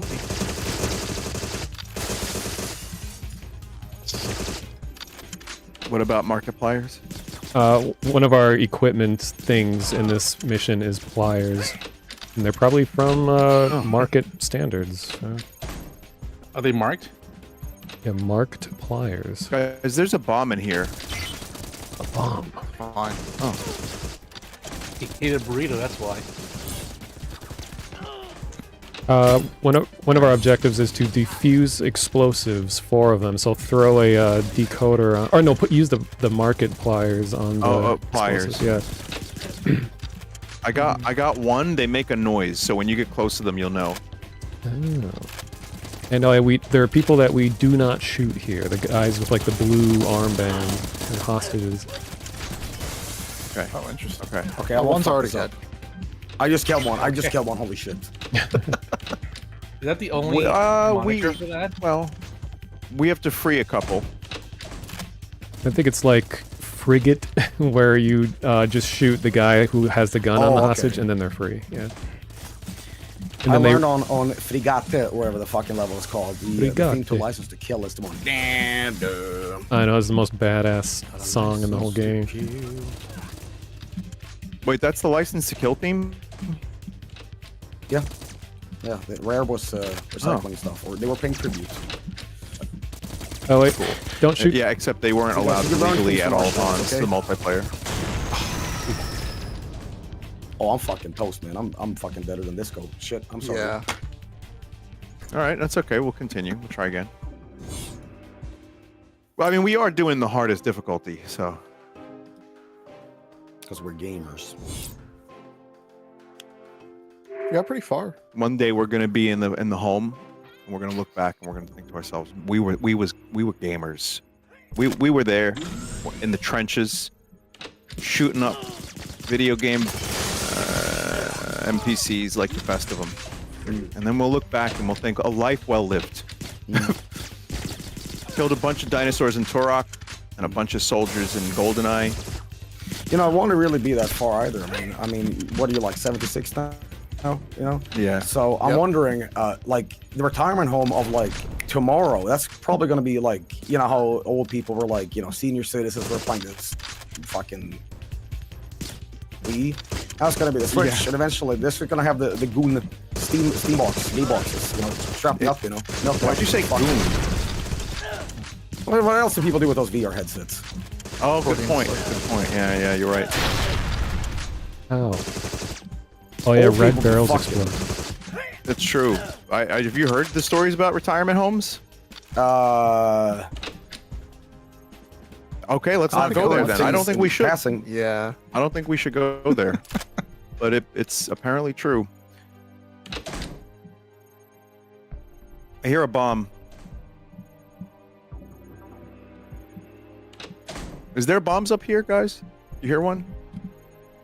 My great grandpa, he was like a very strange man. It was like a man of the forest, right? He, you know, I don't like where this is woodworked going. and everything. And he, that guy was hardcore, man. That guy was bone hard. You know why? All I would eat all fucking day, just boil potatoes, eat them, and then he just drink vodka straight as like water, right? Yeah. He looked to be a very old guy, and he was in a retirement home, very like sharp and alert guy. Last thing he said before he died, he just sat up and told everybody, "All right, ladies, I'm out." Went out. He just went to sleep and died. I'm out. Man. That's his legacy. I think and you're his living legacy. It's true. So you get to do cool shit like that if you want to. So like Stream is dedicated to you. Pop. we're Yeah. This of all streams, this one. we're old gamers. Probably do better than that. When gamers die, do we say like GG before we die? Is that what's gonna happen? No, Yeah. you know, gamers don't die because Yes. we have many. True. We live on through the games and the experiences. Hell yeah. We unite as one My- gamer, whatever. My grandfather drank and ate bacon, Sorry. and he lived to 95. Fuck. Yeah. Sorry, I Drank friendly bacon fired you. and ate it. Spawn. The grease in particular. I died that time. You don't drink the bacon grease like after you're done. You should, because otherwise you shouldn't pour it down your sink. Yeah. Oh yeah, So you got to basically, filter it that's- through your intestines back into the toilet. That'll take care of it. There's just You nowhere guys else ever to put fuck it. with pork rinds? It just tastes like you're eating the scum of a bacon. You know, the ghost of a bacon in a frying pan. It's Yeah, not my it's first Terrible. choice. I don't like that stuff at all. It's not It's great. it's okay. I just the problem is I just love bacon too much. It's like I had like bacon, egg, and cheese yesterday, turkey club today. It's a problem. But then I think every time I feel bad, I'm like, oh, I should be drinking like oat milk and eating like fakin, or like some kind of like health food. And then I'm like, my grandfather lived to 95. I think that's okay. You know what? Fuck it. Carpe diem, man. I don't want to be 5,000 years old and eat nothing but sand to be healthy. Fuck that, man. No, I don't want sand. Shit, if I'm dying tomorrow, Birds hey, have to at eat least I have a sand. lot of available goddamn bacon. Bacon and rotten fish. Hell yeah.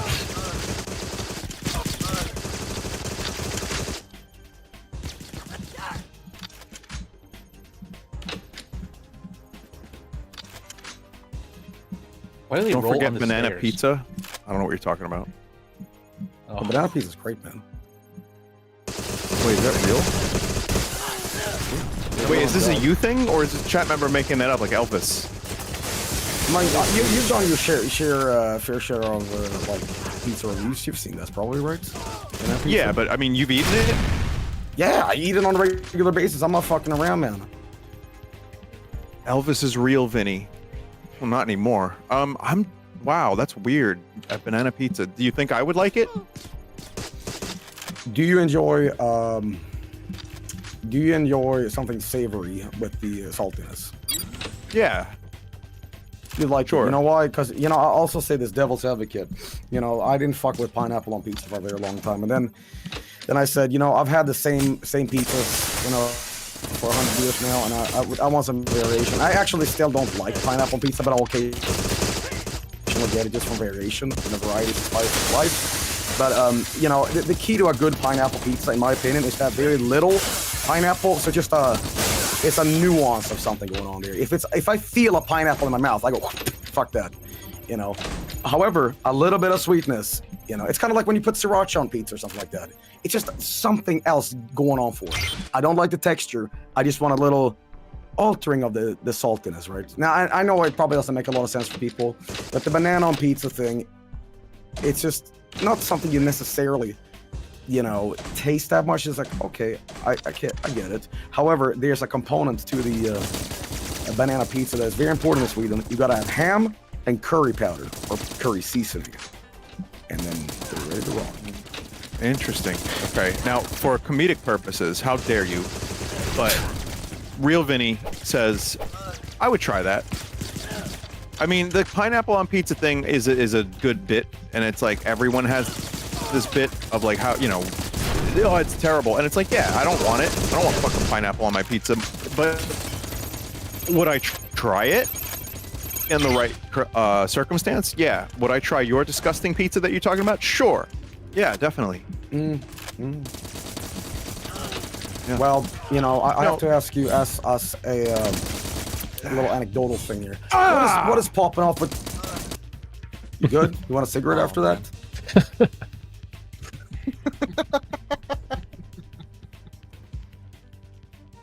All right, one more time. I'm sorry, guys. We gotta work together as a team. Use a napkin. You gotta be sitting in it, man. I just keep going off and getting killed. All right. Anyway, what was I saying? Oh yeah, what is going on with the New York $1 slice situation? Every time I'm in New York City, Manhattan, it's like $1 pizza, okay, but then the fucking drink is like $5. What's going on?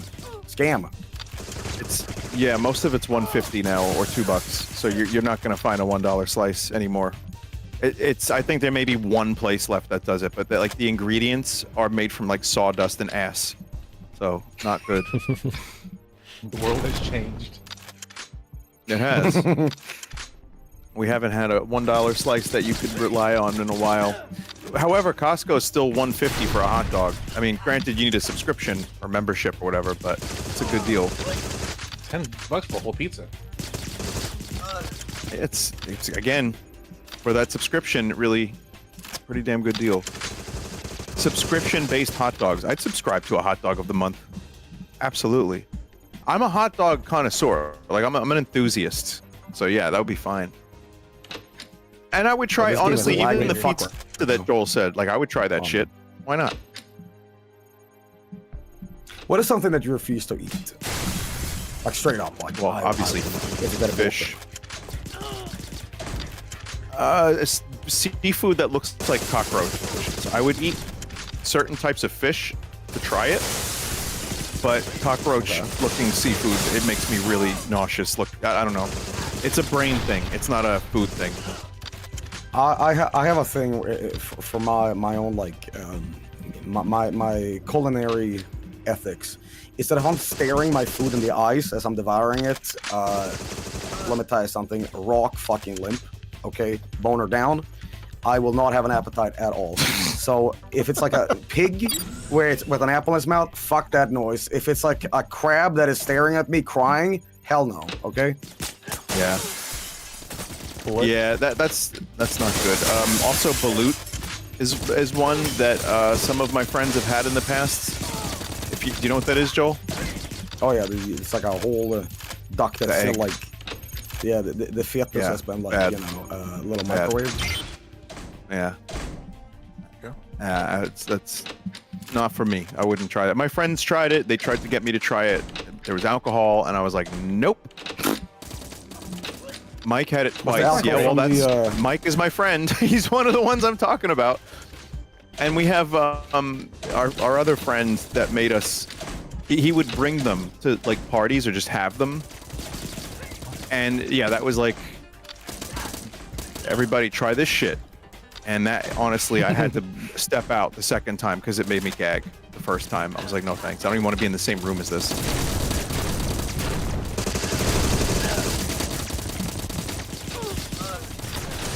I think we can actually do this mission this time. I think we're on a roll here. Yeah? Don't blow up the scientists. I know we all want to murder the fuck out of Club right now, but, you know, safety on. Get Dr. Doak, whatever. Come out and give us the decoder.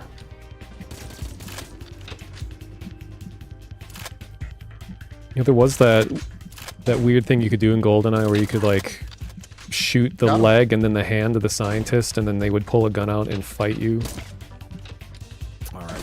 Wait a minute. Wait. Oh, I yeah. need to check something. Just gotta work Developer, on I really need to check slow. if your game is legit. I need to shoot this chair. If this chair does not dissolve into a fucking SAR bomba that goes on for 20 minutes, you need to fix this. It needs to go on for longer, buddy. You were getting way too many When I played frames. earlier, I was like, yeah. Yeah, it needs to go on for 5 seconds. But I like that the furniture explodes. The developer's on the right track. Mm-hmm. Okay. Next objectives: access ground floor. So we gotta just keep. We're about to be there. So we have 2 bombs Yeah. that we still have to defuse. Yep. So You guys don't. remember the Yeah. sorry, I rudely interrupted you before talking about bullshit. Go ahead, please. I was gonna say, so don't leave the map until we've defused the bombs, otherwise we'll fail for not defusing. So that's it. Here's one over here. Yeah. One Nice. left.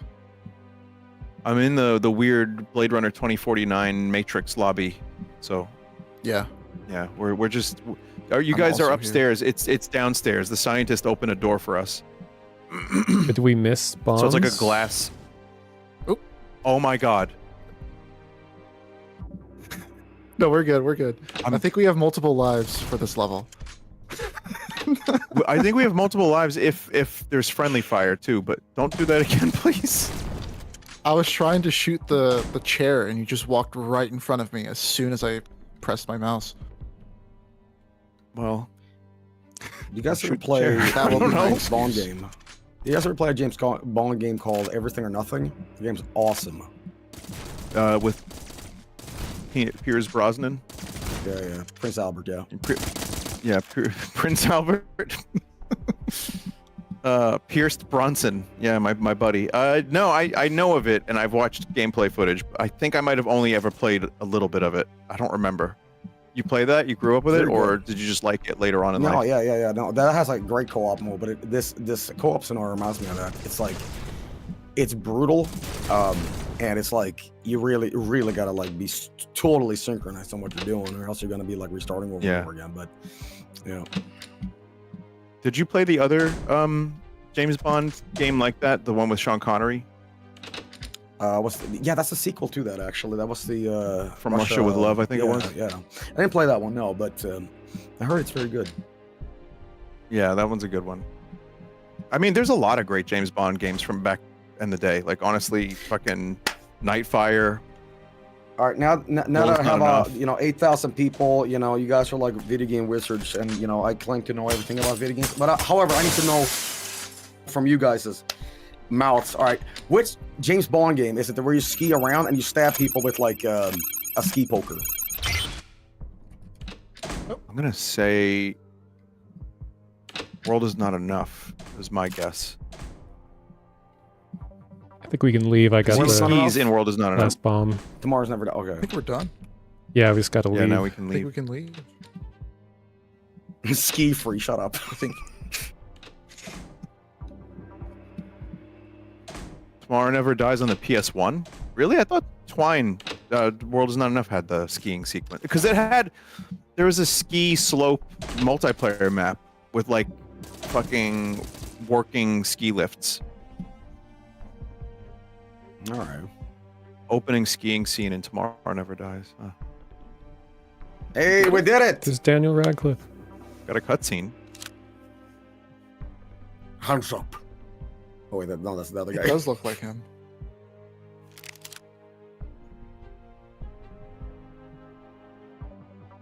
Hulk. John Walter.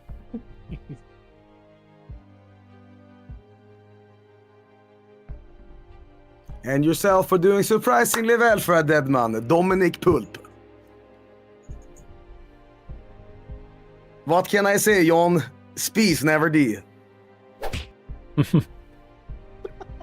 Beautiful. Great. Oh my That god. was great. Oh wow. Let's check out a challenge or two, and then I think I'm pretty much ready to play some eugenics. But let me see. There's also, again, there's a million modifiers too. You can like customize the fuck out of this game. What game is it that Exit. uses the word mutator for like the game modifiers? Mutators. Time Is it Unreal splitters, I Tournament? think. Mutator. Didn't Maybe Unreal UT, Tournament? maybe Unreal had like UTI. mutations. UTI. Mm-hmm. Yeah.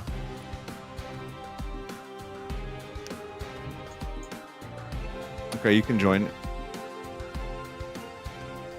Oh, you made a jeez, new I'm lobby. wrong Oh. server. Fuck.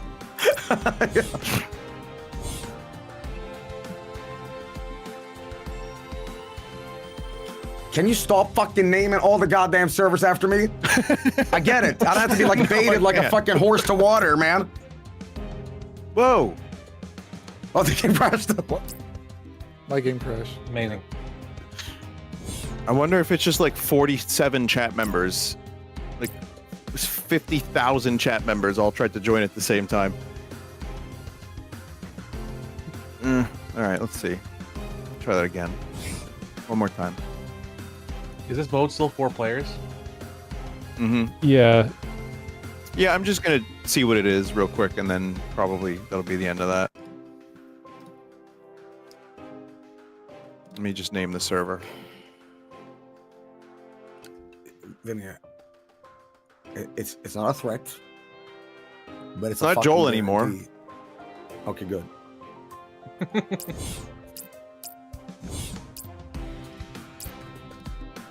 All right, there's the lobby code. Random person. Chowder just joins Joel. Again. Chowder, get the fuck That's your out of mod, here. right? Yeah. No, yeah, Chowder can stay. Escape the. No, that's all right. That's all right. We just have to not have mono or sin play, but that's okay. That's Let's all just- yeah, fuck it. Why not?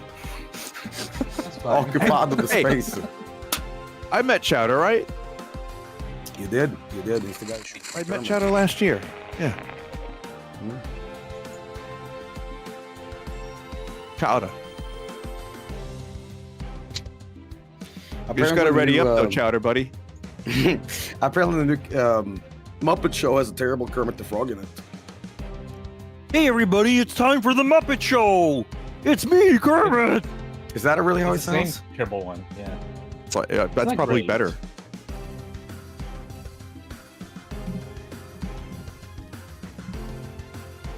Oh shit! What the fuck? Yeah, what's going on? Advanced slapper ball. What the fuck? Oh, we're all on the same team. Okay. Is this like a Going zombie against mode? What is boss. I think it's a zombie mode, yeah. this? Okay. Hey everybody, welcome to my squirt room! What? Nothing. Joel. We're on the same team.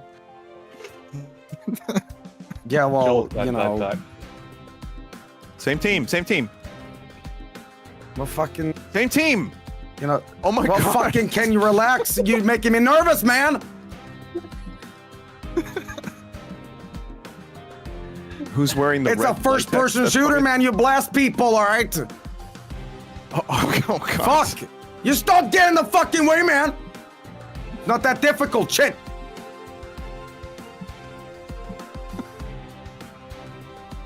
Treat me as an oven, okay? Don't touch stove, okay? Baby hands off. Okay. Okay. It's now a free for all. Focus, Jay. I just captured a zone by myself. All right. Well, don't rub it in. I mean, all I did was just stand there. I didn't do anything. Jesus Christ. Nah. Guys, can you shut Red the fuck team's- up? I know I'm focusing, okay? They're by the gazebo. Joel, it's gazebo. Shut up, man. It's not a joke. Okay. Okay. Listen, I want to just ask you a question. Sure, you didn't hear the word gazebo before, but did you know what the structure was? Do you have gazebos in Sweden? No, that's why I was fucking confused. I'm like, do What Americans do you just mean start, like, you don't have gazebos it- in Sweden? they make little like you know, Sumerian little like temples you know, and they barbecue underneath it. I don't get what the fucking gazebo is. I think it's Oh evil. my god. They do Sumerian barbecues under.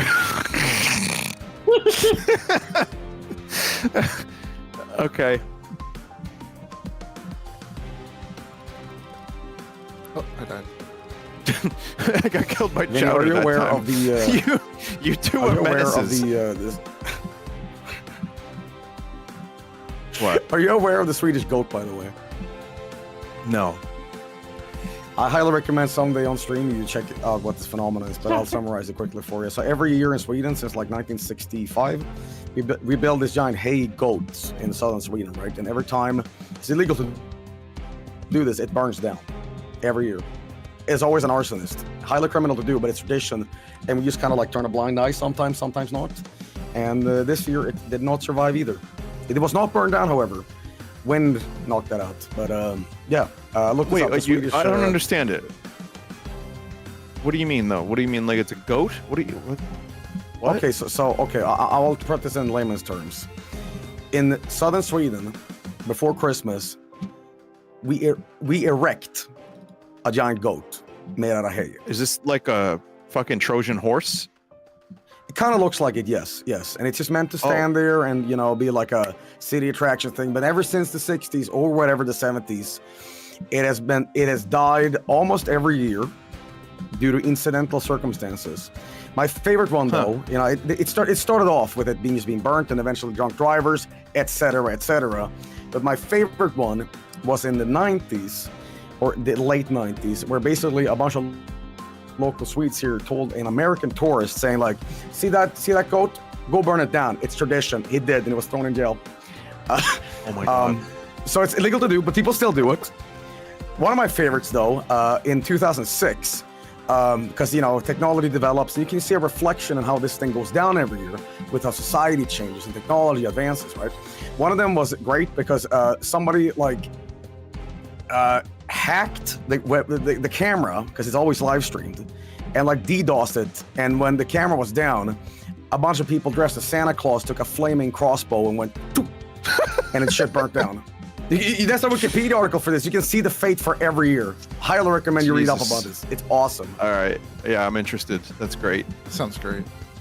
It sounds like Burning Man, but you can't do the fun stuff legally. Yeah.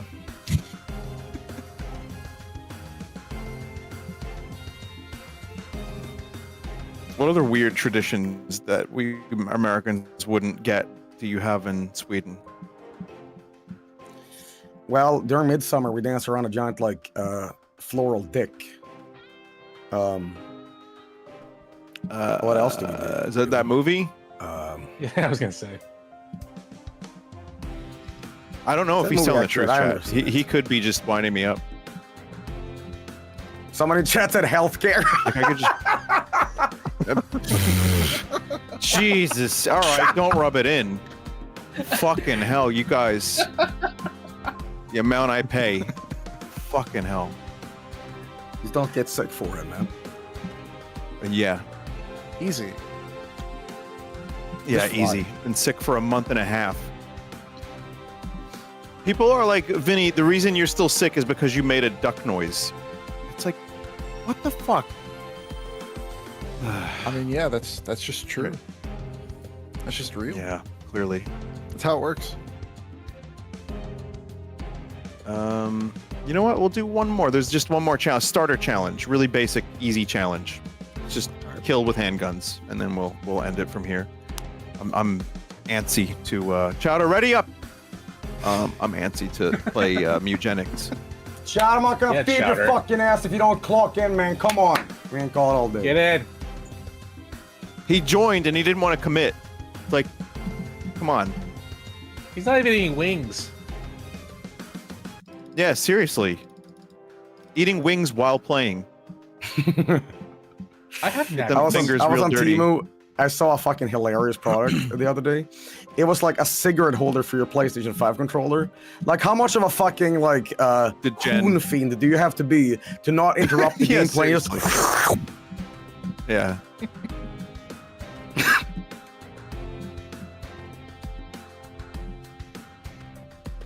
I found there's a. Have you ever used Alibaba, Joel? It's Temu, Wish, Alibaba, same thing. It's just, same shit, different name. Go on. Just checking. No, I don't have a story. I'm just wondering if you had any product experience from there. Do you actually buy this stuff? Well, sometimes I browse Wish and I stream it, but but off stream, yeah, like the other day I got. What do you get? I got like a shot glass. And what else did I get? Jesus Christ. Oh yeah. I bought a sticker from Temu that says beer fridge. Don't put water, food, or any other shit in here besides beer. So I have an extra refrigerator in the living room. And when I have people over, they're like, "What's in here?" And they're like, "Oh, it's just beer. You're an alcoholic." Like, no. It's just for people that come over here. So now go. Was it expensive? It's like less than a cent, and that's the bottom line. That's the baseline. If you're gonna buy stuff from these websites, less than $1, kind of like fine. But if you're gonna buy a whole computer from Temu, you're gonna get a fucking malware, man. You're gonna get a ransomware IRL. Don't do it. Yeah. It's better for business-related stuff like custom shirts and shit. Yeah. No, there's some stuff. I mean, Joel, you were in Japan. You've shopped at a Daiso. The what? Daiso. Have you ever heard of that? It's like a Japanese dollar store, like really, really cheap, really good, basic.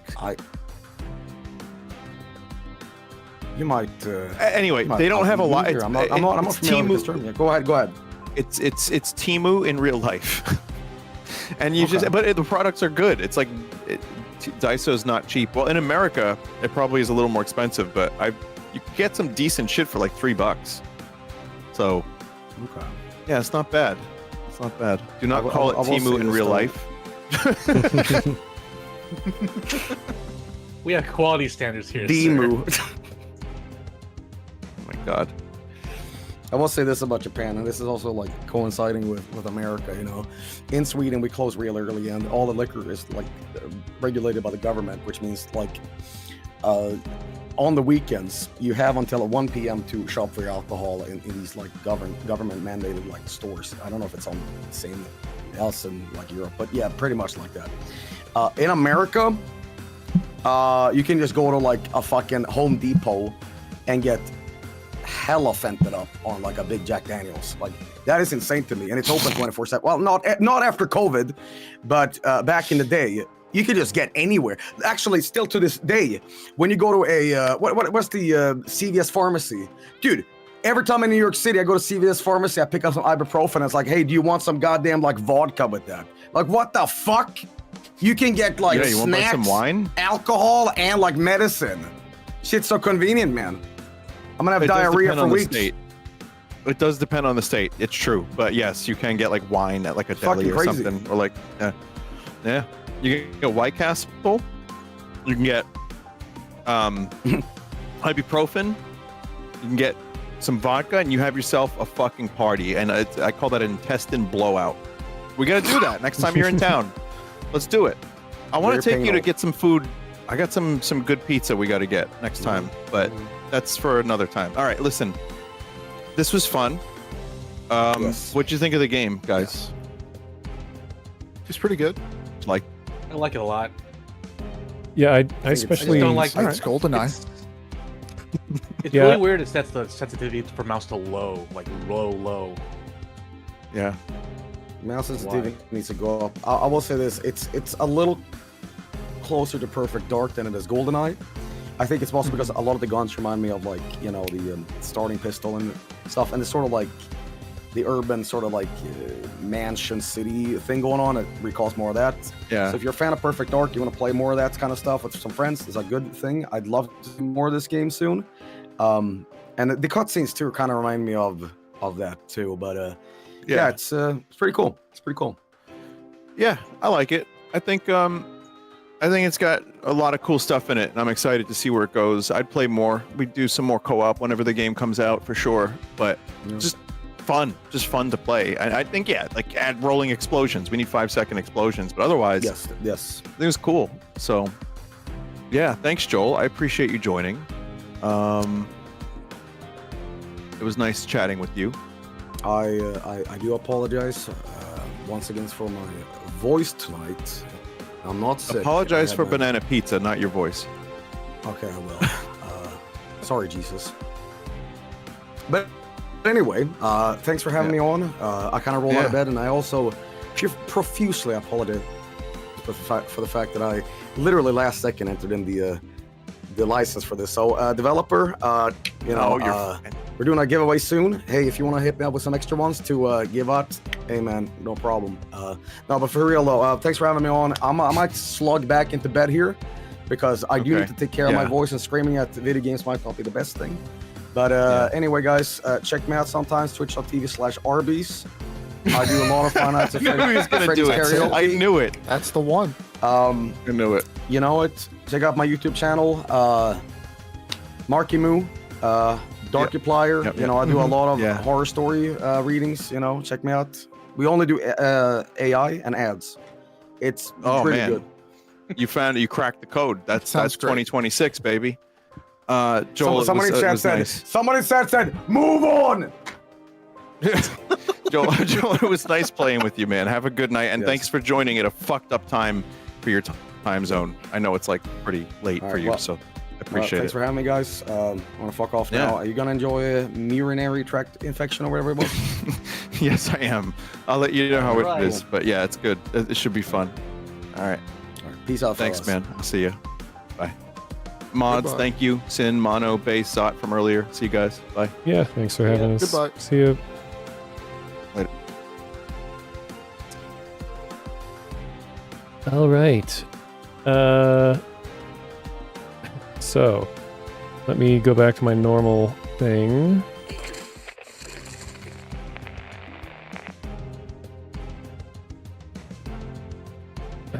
I know I barely talked the whole time, but now you guys get to see what it's like to be a side character in when in a collab stream with two big streamers. You can sit and listen to them talk.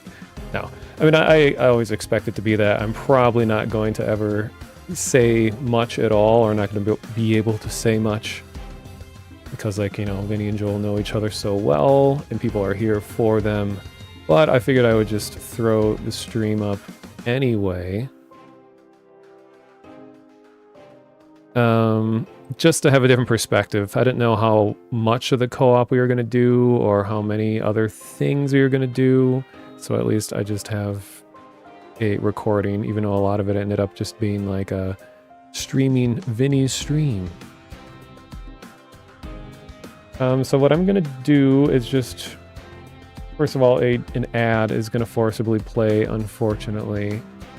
But I'm going to play that, and then when we come back, I'm just going to run through the single player by myself and just kind of talk a little bit about the game, because I do have some things to say about it, because I have a lot of memories with GoldenEye 64 and all that. Like, I played the game like to death as a kid. So I'm going to run the ad. It's going to be like 3 minutes, and then I'll be back, and then I'll just play for like another hour maybe, go through the single player levels and try like one of the challenge modes and just talk a little bit about it, because might as well, since I'm here playing the game, just document this early version of it. All right, so here are the ads. I'll be back in like 3 minutes.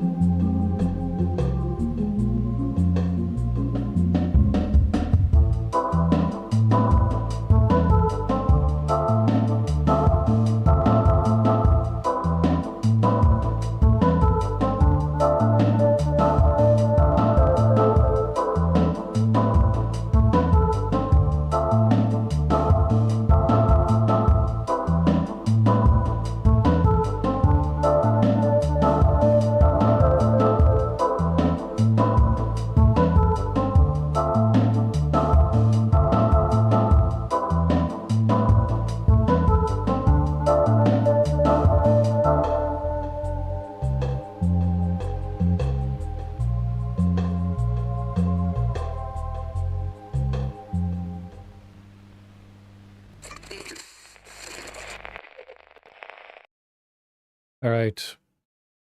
So, keep forgetting I have this feature. Let's see if this works. All right, where I set it up so I can mark parts of the VOD so that when I'm putting this on YouTube later, I can have timestamps. So yeah, that was multiplayer, playing with Vinny and Joel and Bass Clef, Great Zot, and Sin City Assassin, and a bunch of random people. So what I'm going to do now is just play some of the single player, which is just the same thing that we just saw, but it'll be by myself. But you won't have like people talking over it. So I just want to talk a little bit about like my experience with GoldenEye 64, because obviously this game is definitely not GoldenEye 64 by any means. And so this was back in the time in the 90s, and as a 90s kid, it was very rare that we would get any new video games. Like you would get a new game like once a year, maybe twice, like on Christmas or your birthday. So whatever games you had, you'd play to death. Now, I was mostly a PC gamer for a lot of my life, but we did have a Nintendo 64. I mean, I began with an Atari 3600, and then we got an NES, and then an SNES, and Nintendo 64. So we had them all. But a lot of my teenage years were spent with Nintendo 64. And we just had Mario 64 and Cruisin' USA for a very long time. And that was like the majority of all of our N64ing.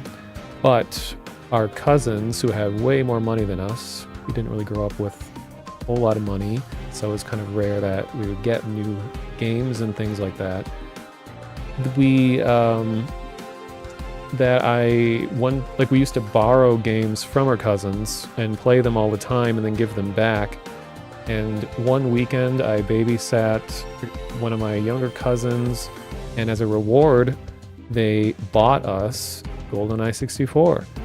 And I like almost cried because I was just like, oh my god, a new game, gonna get like 2 games in 1 year, it's crazy. And I played GoldenEye so much that I legitimately got a majority of the cheats. And like, as you know, in GoldenEye, in order to unlock the cheats, you had to do like complete this mission at this time and like under this time. So it's just like you had all this time to spend playing one of these games. So you just do everything you possibly can in the game, because you can't just go jump onto another, pick another one of the 100th million games on Steam, play something else. Like you just had to stick with what you had. And so and also with GoldenEye is that it was one of the very first console FPSs. I know it's not the first, but it was kind of helped set the scene for what would go on to be the standard for like a 3D FPS, especially local multiplayer. And I remember watching a documentary about the development of the game, and they're saying that multiplayer was never in the original plans of the game. It was like a secret side project of one of the devs, and they were already getting ready to release the game as just a single player game, and then kind of last minute like, oh, let's just throw this in here real quick. And that ended up being one of the most memorable parts of the entire game for a lot of people, because GoldenEye would become kind of like a staple of multiplayer gaming of early 2000s, late 90s kind of time.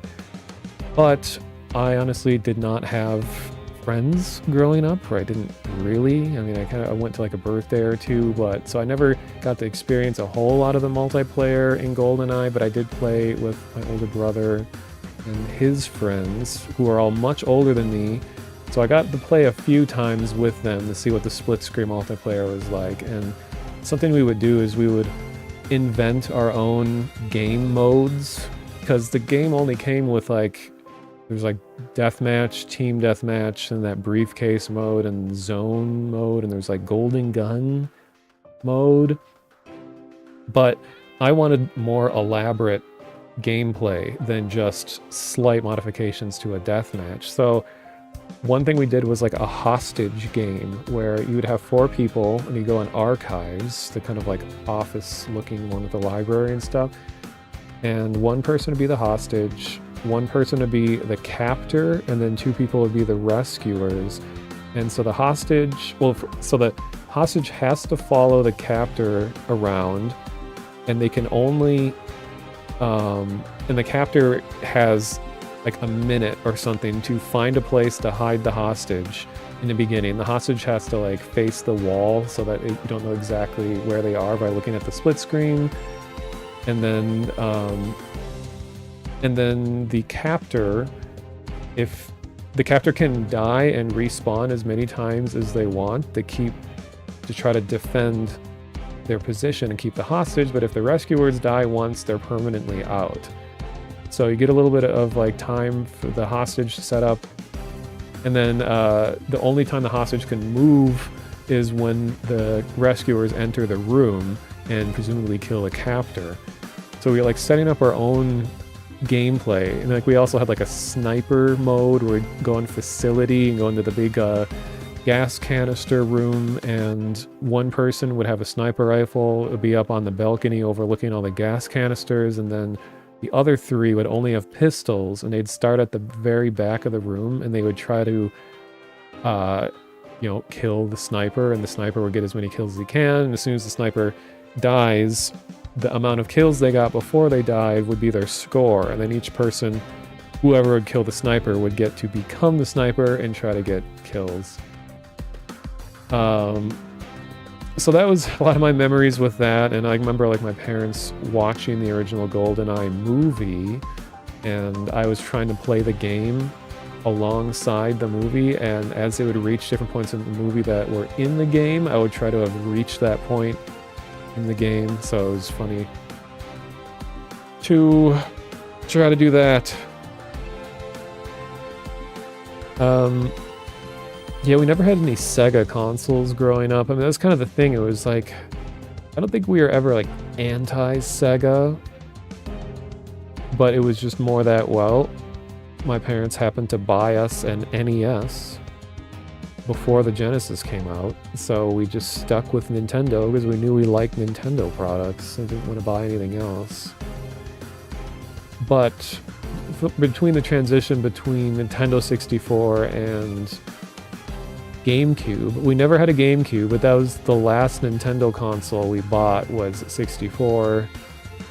So then I just became a PC gamer, because then I was getting into playing Half-Life, which that was a huge part of my teenage years, was Half-Life 1 and its mods. And then I went into playing like EverQuest and StarCraft and Warcraft 2. And that's actually something I might stream in the future, is Warcraft 2, the 2D RTS, because that's another game I have a huge amount of childhood memories with. But I was always so bad at playing Warcraft 2 that I never got very far. So it'd be fun to try to play one of the campaigns and just see if I could actually get anywhere. Yeah, I remember trying to play a Sonic game on a Genesis at like a Best Buy or something. I was just like, what's wrong with this control? Like, there's too many buttons on here. Like, I don't know how to use this. It just felt so, like, alien to me. I never got to play a GameCube. The first time I ever played GameCube was in 2010, when my girlfriend at the time was really into Pikmin and was wanting to play Wind Waker so much. So for her birthday, I secretly bought her a GameCube with Pikmin and Wind Waker and one other game. I think I got like Mario Sunshine. And I bought all of that together for her birthday, and she played all of Wind Waker, 100%ed it on the console that we got for her birthday. So I feel good about that. And before I gave it to her, I got to play like 6 hours of Wind Waker, because I was like, well, I might as well, give the GameCube a shot now. And I actually really liked the GameCube controller. That was my first time ever playing it, much later. And also, as we heard in the stream, that I was and still am a nerd. And what I did when I revealed the gift to her, because she had no idea what it was I was going to get her, because we were both poor college students at the time. But I wrapped it up in like a special bag, and then I played the Zelda chest opening song, the I played that song while she was there, and then right when happened, I pulled the GameCube out of my backpack and like held it in the air in front of her, and she's very happy. Yeah, and then I actually did get a Dreamcast when I was... Actually, that was right when the Dreamcast was popular, too. I played, I shouldn't say popular, but right when it released. Because that was around the time people were like, which console's gonna win the console war? The upcoming PlayStation 2 or the Dreamcast? And the Dreamcast came out first. And we were like, well, it looks really good. And then I played Dreamcast at like a store somewhere, like, oh, the graphics are amazing, never seen graphics so real before. And it ended up being so, we're like, okay, guess we're getting a Dreamcast. And I played Sonic Adventure 1, I played that a lot, played Power Stone, and then we had a demo disc that had like 5 games on it that we played over and over again. It was like a Ready to Rumble boxing. That's adorable. Well, I get very silly and random and weird and awkward when I am in a happy relationship, and I haven't been in one in almost 10 years. So, but maybe someday it'll happen again. Oh, hello, Lugnuto clone. I think your other account got banned or something. But Dreamcast, I think, was it 98? I thought it was 99. I don't remember for sure.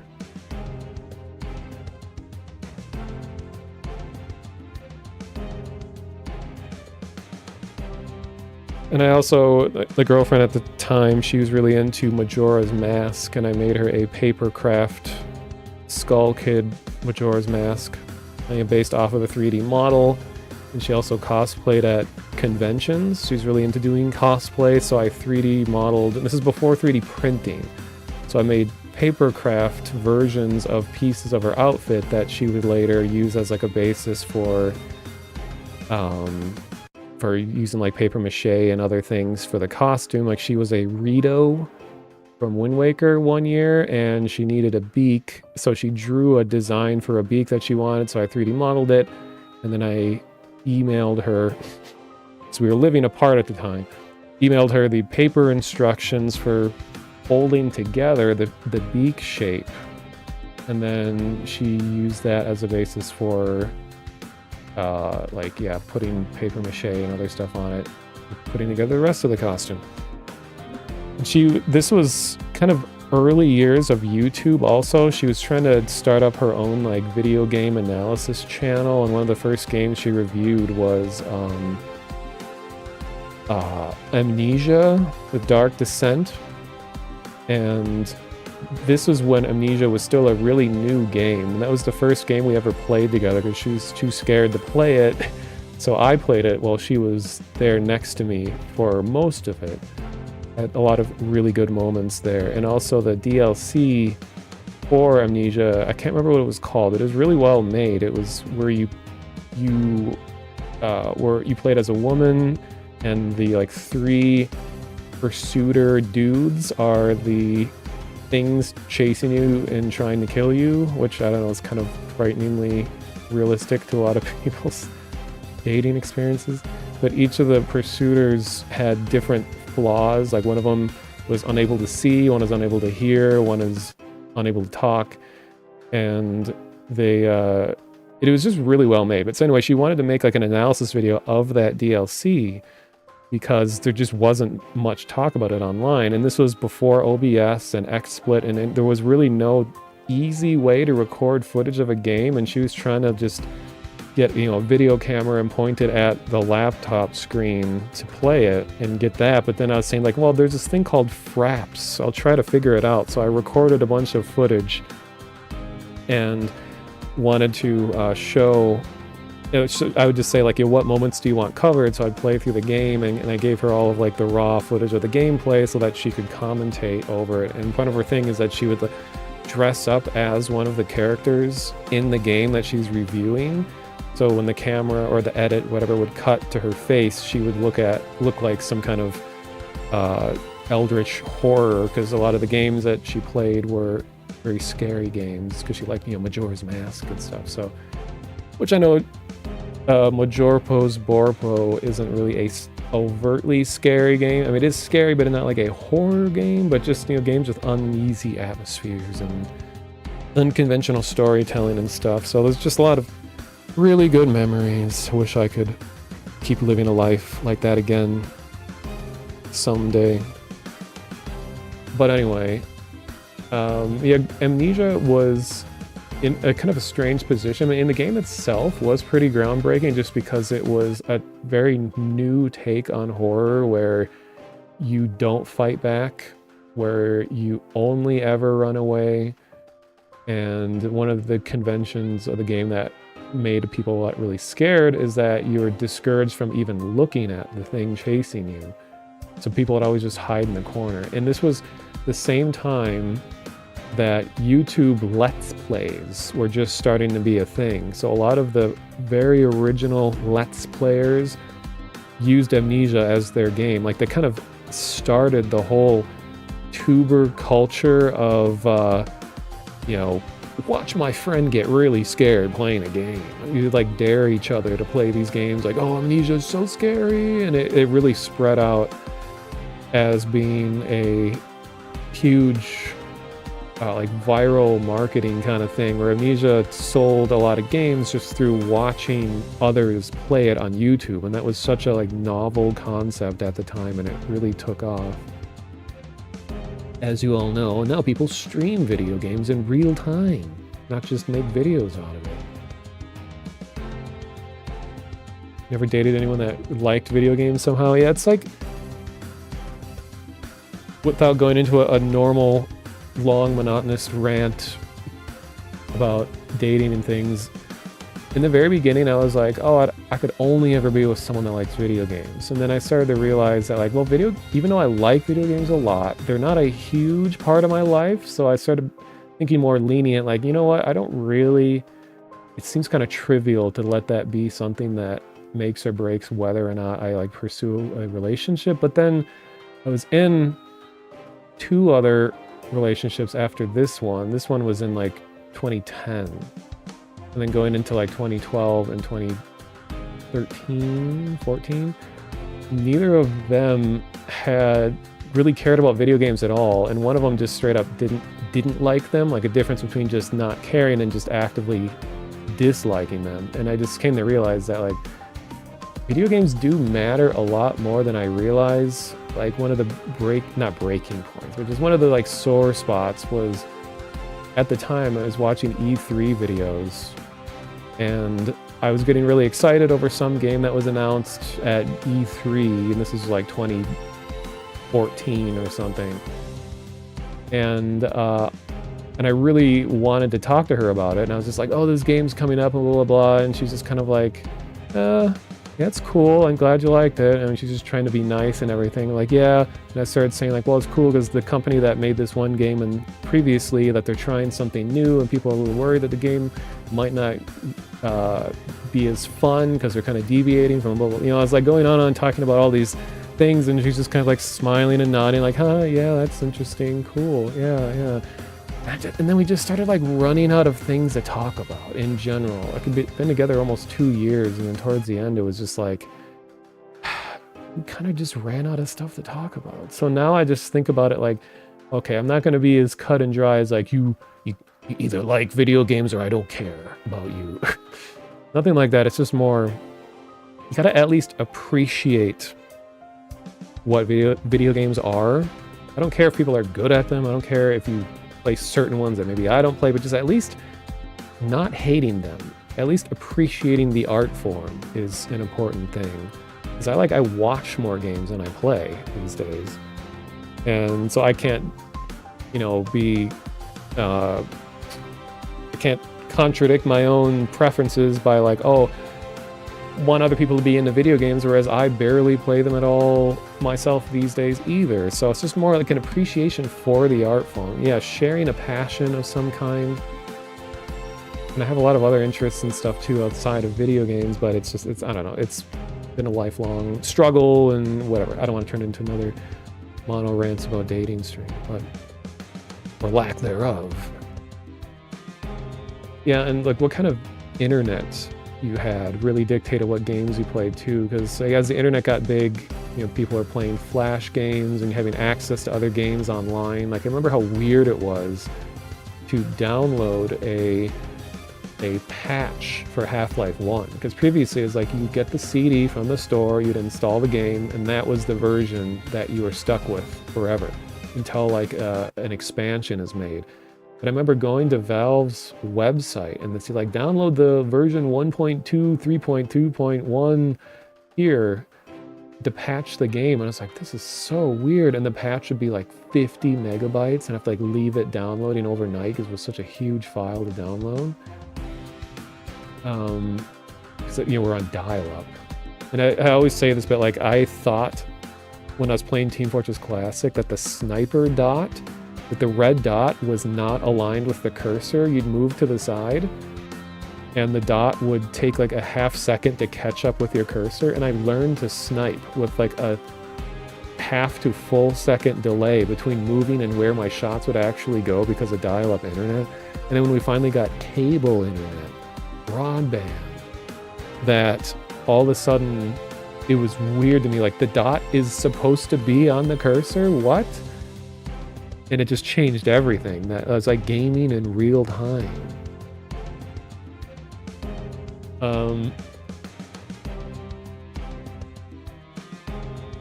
Yeah, Flash is still around. It's just that, I mean, well, there's a whole thing with Adobe Animate where people are playing or people are upset that Adobe is dropping support for Adobe Animate because Adobe Flash turned into Animate, and it's still used as an animation platform because like a lot of people that grew up on Newgrounds and sites like that, they learned to animate and made their careers off of using that software. So it's not like, Flash died many years ago when they dropped support for Flash in browsers. So I mean, it might as well be dead if if browsers aren't by default going to let you access Flash media. I mean, it's good that it's dead in that regard. It's a very unsafe, easy to infect people's computers with Flash kind of thing. But the software that was used to make Flash stuff is still alive and well, and Adobe's trying to kill it because they're like, oh, just use After Effects instead.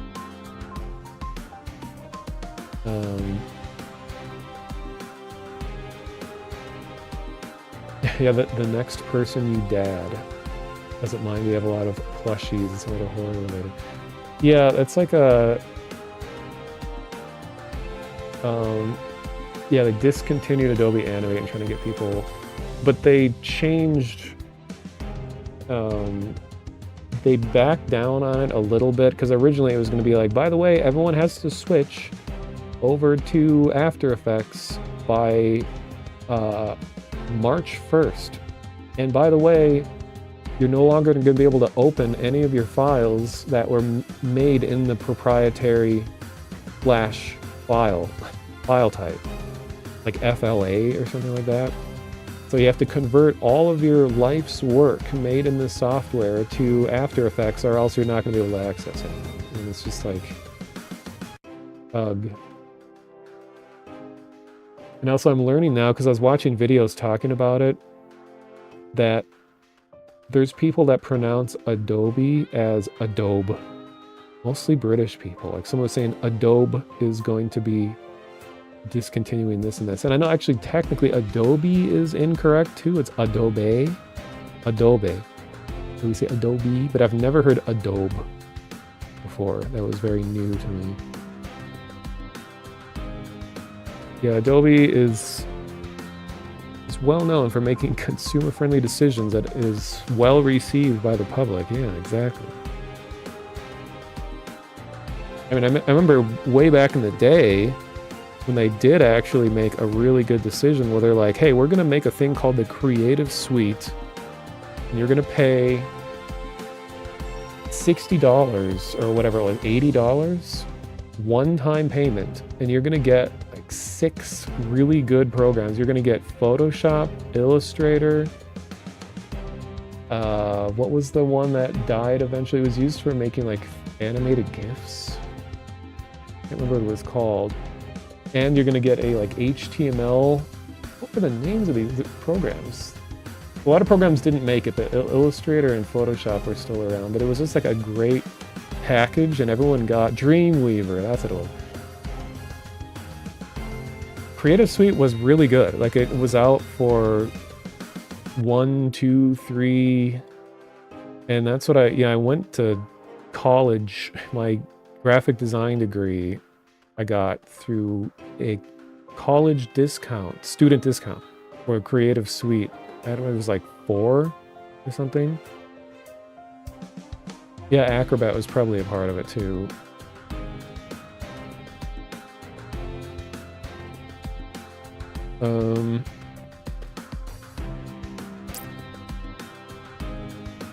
Ah yes, video game.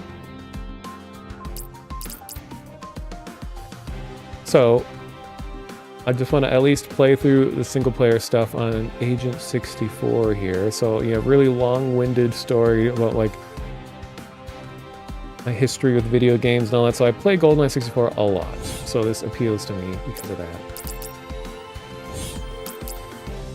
And 64 Agent is very difficult to play alone, so I'll just do Special Agent.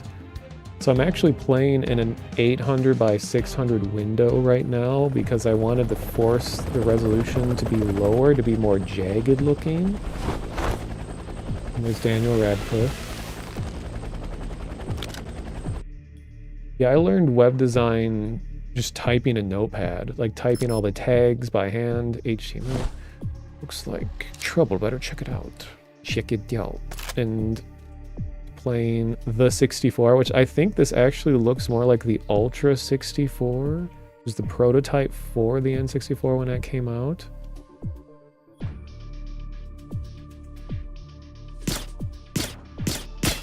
Ooh, yes, that made it break.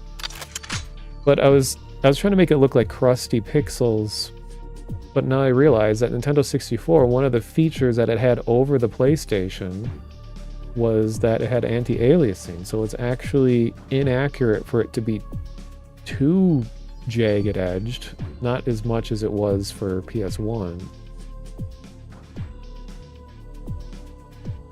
And as Vinny pointed out too, that like I don't think all of the furniture, there's some of it explodes. But yeah, GoldenEye had like the rolling explosions where like you would start blowing up one thing and it would just continually just be a rolling explosion of fireballs that would catch other things in like the collateral damage or whatever. Like you'd blow one up and then the next thing would blow up and the next thing and the next thing, and the whole room is just destroyed.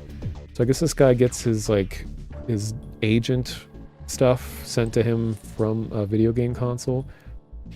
And I'm not sure if they're doing it here, but so this game has it has ambient occlusion, which definitely is not something that was around back then. But there is a CRT effect. I don't know. I don't think it's even noticeable. Barely. I know, yeah, if I want to be like hardcore with this, yeah, actually get it onto a CRT monitor and a DisplayPort to VGA adapter. Yeah, that actually like convert everything down. I do like that they got the weird little nudging back and forth thing with the gun, and then you aim like this. Because it was just funny because like GoldenEye was back when we were trying to figure out what are the rules of a first-person shooter, especially on a console. How are we going to do this? And then the different control settings, there was like the classic one where the joystick would do these kinds of movements. Oh, no, it was... I think the joystick would just do everything. It would do like left, right, forward. So like you would you would not be able to sidestep. So every time you would go somewhere, you'd have this kind of movement. But the thing is that you could not move up and down. So that's why they had the aim thing. So you'd move around, but if you wanted to aim, you'd have to stop and then aim up and then shoot, and then you'd let go. Then as you move, it would automatically go back down to facing forward again. But I used what was called the solitaire control scheme, which is where you could, the C buttons would do this movement, so you could sidestep. And I felt like my experience of the game changed completely when I was able to sidestep, because I was just like, now I can actually dodge enemy fire instead of like shooting and then having to be like, okay, gotta turn around, go over here, turn around, go over here, go here. And it was never very smooth. And then there was the really experimental, it's called like Kissy, because they're named after like different Bond women, I think, where you'd use 2 controllers at the same time. Left joystick was all this movement, and right joystick was full mouse movement, essentially. So it was like the first time a video game ever had 2 thumbstick FPS playing. Like, they were so far ahead of their time. And another kind of mind-blowing thing that GoldenEye had is it had support for 16:9 widescreen TVs before they were even selling widescreen TVs. Like, I think they just knew that they were coming, and they put the ability to change the aspect ratio of the game to a widescreen TV, and everyone was on CRT at the time. So it's like they anticipated where the industry was going. And it was very weird, yeah, that GoldenEye had all these alternate control schemes. I used to like experiment with them all the time. I was just thinking like, how, like, it's so weird to be able to be given choices for different ways you can play. And it almost feels like you're cheating using mouse and keyboard. I know it's really nauseating to be moving around a lot, but like,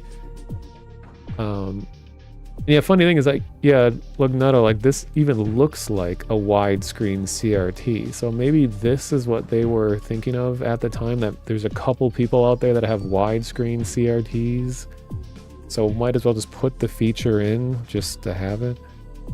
It's like if you thought a regular CRT was heavy, a widescreen CRT, you have to like call up a service to come move it for you. I don't know, literally, but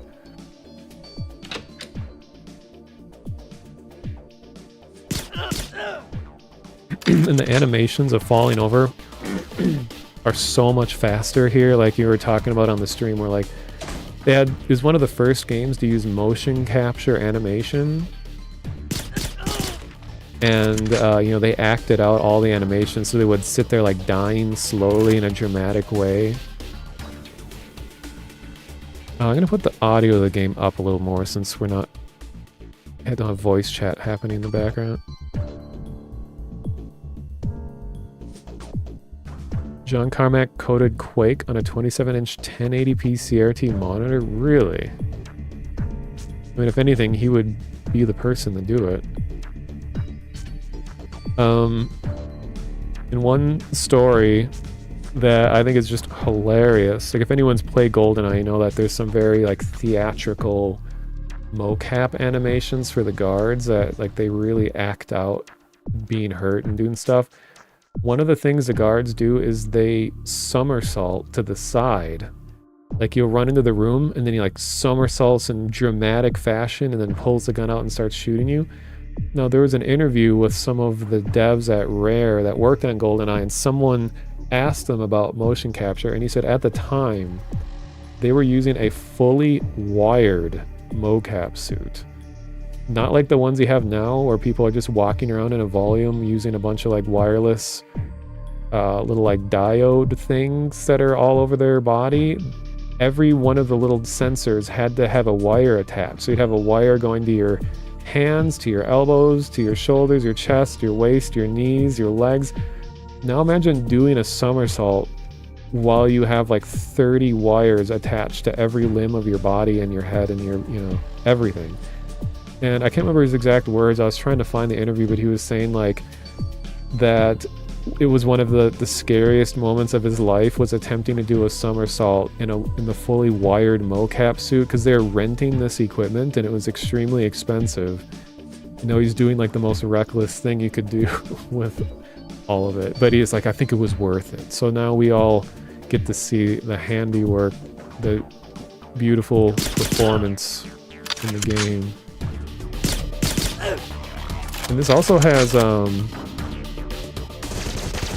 auto aim, which I honestly think auto aim is an important part of this kind of gameplay, because it's not meant to be boom headshot like Counter-Strike pixel hunting. And like, you're trying to, in the early days of FPSs, you're trying to figure out like, how do you make a game that isn't too hard for people but you still feel like an action hero. And they paced the gunplay in a way that you don't really see anymore. Like, I'm still talking about GoldenEye, not this game, but so the whole design of the gunplay in GoldenEye was that you would get in a gunfight, they would shoot, you would dodge, wait for them to stop shooting, you start shooting, and then you get out of the way, and then they keep shooting, and then you keep shooting. So it's meant to feel like an action movie, where you just kind of have the exchanges of gunfire, rather than being like, you know, gamer, like jump around, duck, crouch, headshot. You know, it's not meant to be like gamer thing. It was meant to feel like an action movie. So like, if once you got the rhythm of knowing that, okay, they're starting the shoot, and they intentionally made all the shooting animations to be very just exaggerated, so you could tell that they were about to shoot you, so you'd have a chance to hide, get behind the wall or whatever. I'm so glad they managed to get the original stock sounds. You hear those like grunts in so many different games. And like Vinny was saying too, like the lighting here makes it look very Perfect Dark like, because like Perfect Dark was the upgrade of the engine, and they managed to do a lot more with lighting. Like, this lighting is technically not accurate to N64 because they didn't have baked shadows back then. Like, you couldn't just calculate it out and be like, you know, computer generate shadows. You'd have to do a thing called vertex lighting, where you'd have to, every vertex, every point that made up the shape, you would have gradients that would go between vertices. So you would have to make it, you would choose a dark color down here, and it would fade to the next one. So everything kind of had this weird like gradiated look to it. So you couldn't really have like a detailed shadow unless you actually cut the shadow out in the geometry to make that shadow visible. And there were a few times where they did that too. Like Silent Hill and stuff used vertex lighting, all of that too. So it's just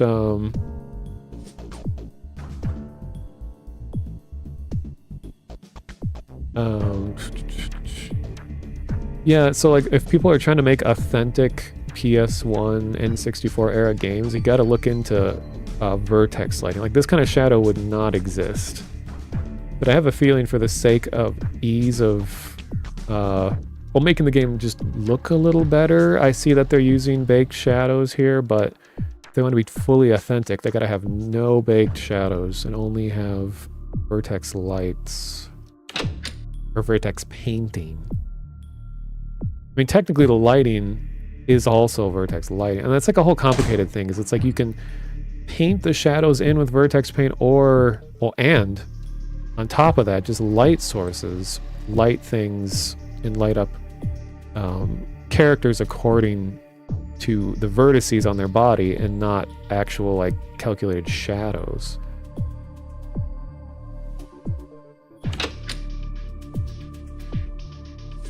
And like, I remember when you had objectives like this, it was such a thing. Like, when you're back then, it's like, okay, move up close, and like, okay, gotta hold down aim and go, okay, almost got it.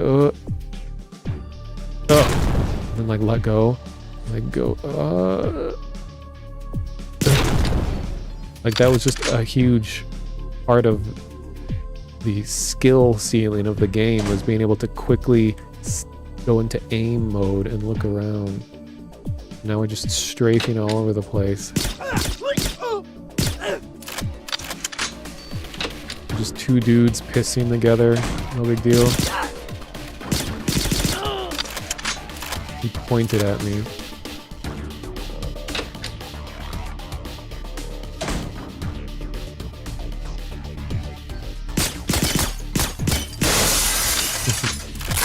I love how they recreated like the glass shattering. That was always such a satisfying thing. It was amazing to me to see shattering glass.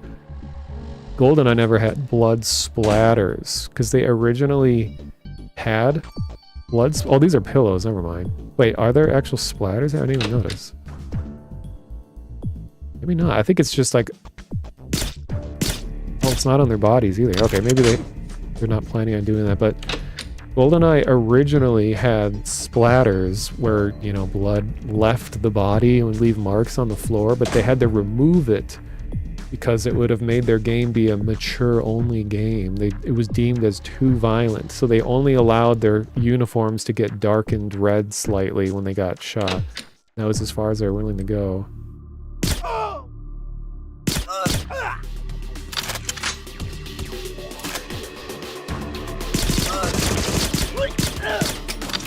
Also, I am being timed on this mission, and because I've been talking so much, I've definitely failed the time, but whatever.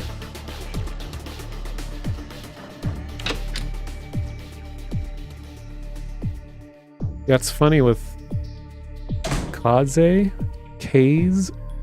okay, so apparently with him, his wife calls him Kaze, but he always plays on the joke by pronouncing his own name differently every time he refers to himself in a video, so I think he likes the fact that no one knows how to pronounce it.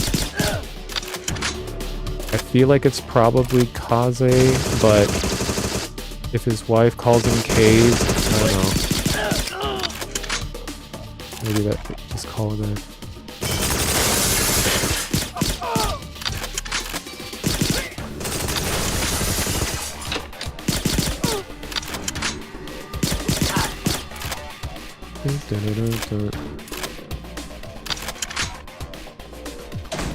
And these guns and everything remind me a lot of Perfect Dark too. These more like futuristic looking rather than kind of Cold War era.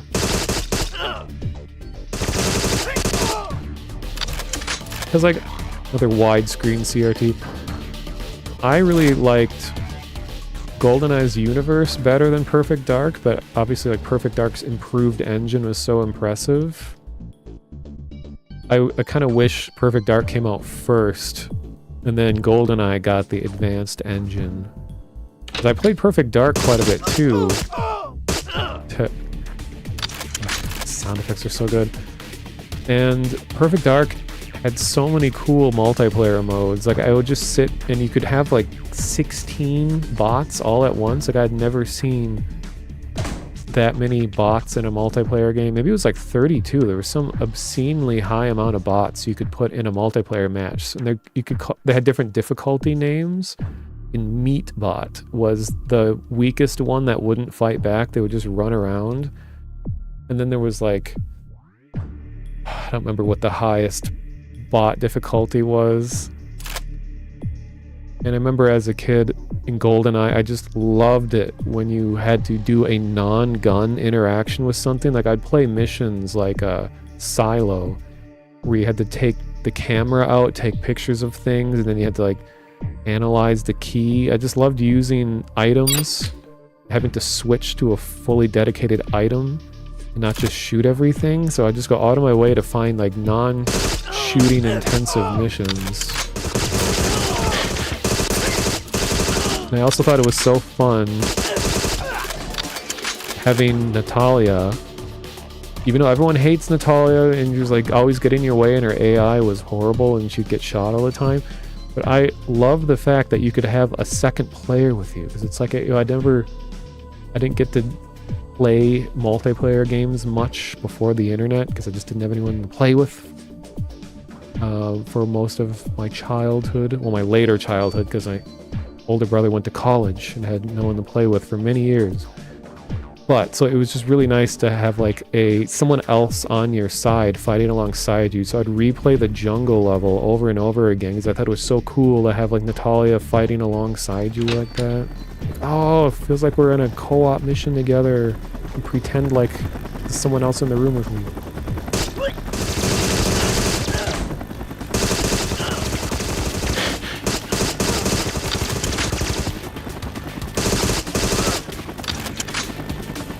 This SMG feels very Klob-like. And also, that's the exact same helicopter noise that they use in GoldenEye, too.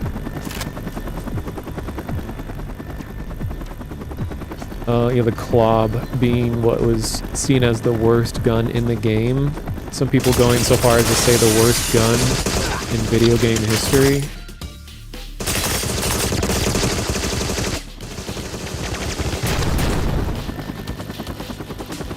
Because it was just really inaccurate. And you'd have a lot of bullets.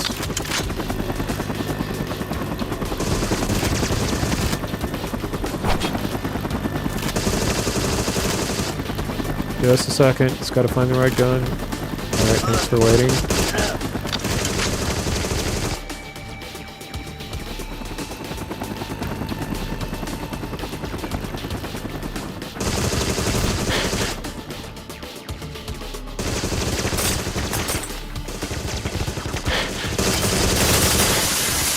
The thing is you cannot get your health back. You can only get body armor. So that's kind of something unique that GoldenEye did, is, yeah, whatever health you had was all you had for the whole mission. You couldn't get more. So if you took a lot of damage early on, it might be worth just restarting.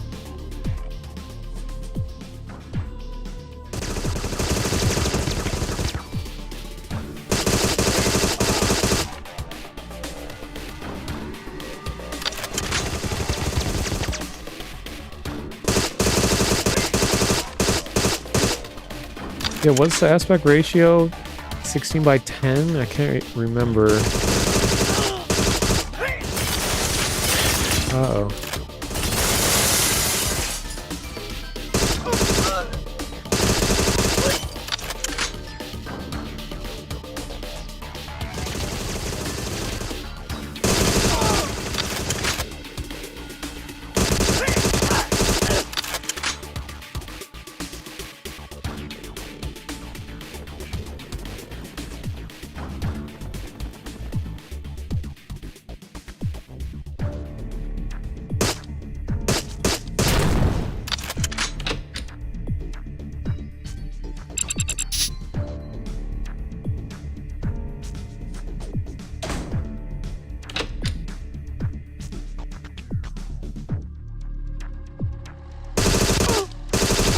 Yeah, I'm much more of a, like, contrary to what you're seeing here, I'm much more of like a, I like slower paced shooting. It's more about like looking at, analyzing the room, figuring out like where you should go, what targets. And a lot of GoldenEye missions were like that. Like I really liked the bunker mission because I tried to go as far as I could before a guard would trip one of the alarms.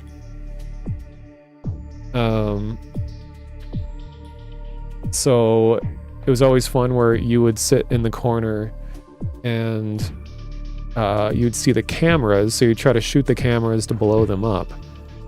And then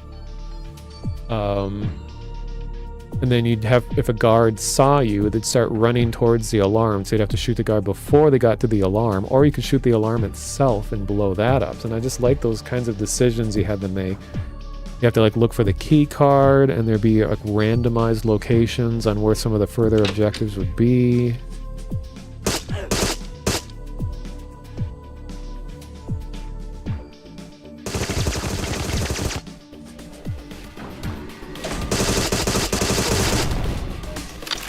Exploding crate. Did I like Super Hot?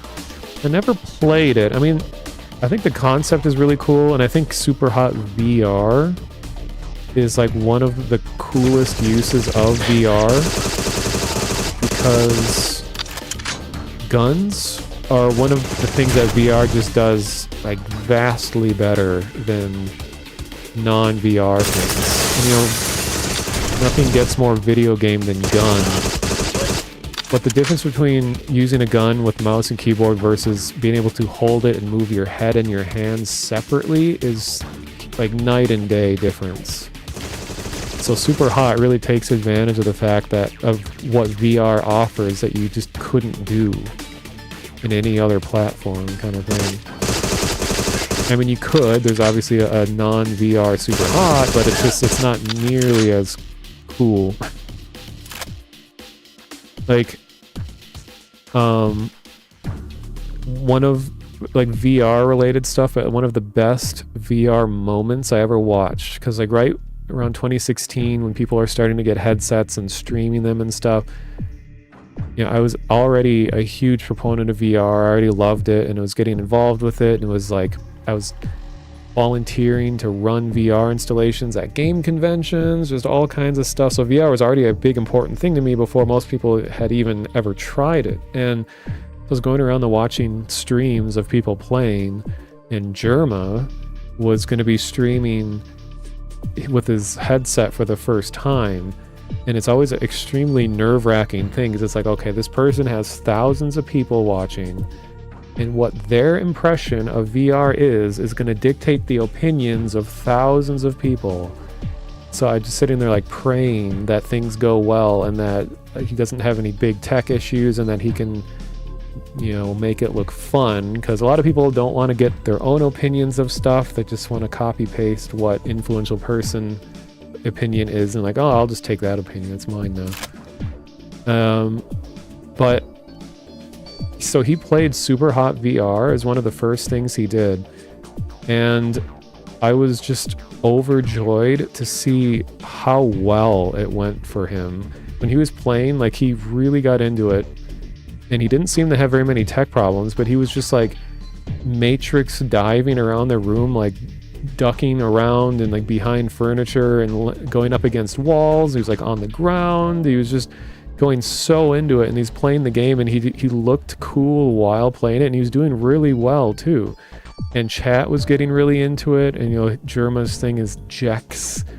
It's kind of like Germa's V-dub is Jex. So people are like, wow, he truly has become Jex, just doing this cool gamer moves with guns and stuff. So like, if you should watch Germa's Super Hot VR stream, is like one of the most entertaining VR like VODs you can ever watch.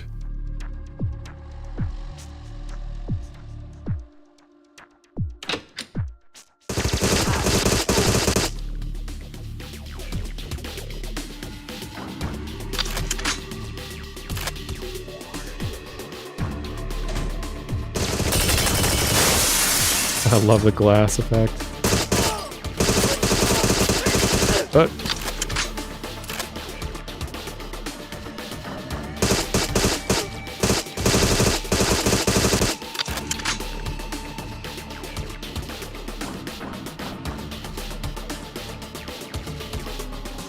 yeah, Germa's VR streams are really good. Just because Germa is so expressive and enthusiastic with like everything he does, that he just elevates the experience to like a whole nother level. I almost got to stream VR Phasmophobia with Vinny and Germa one time many years ago.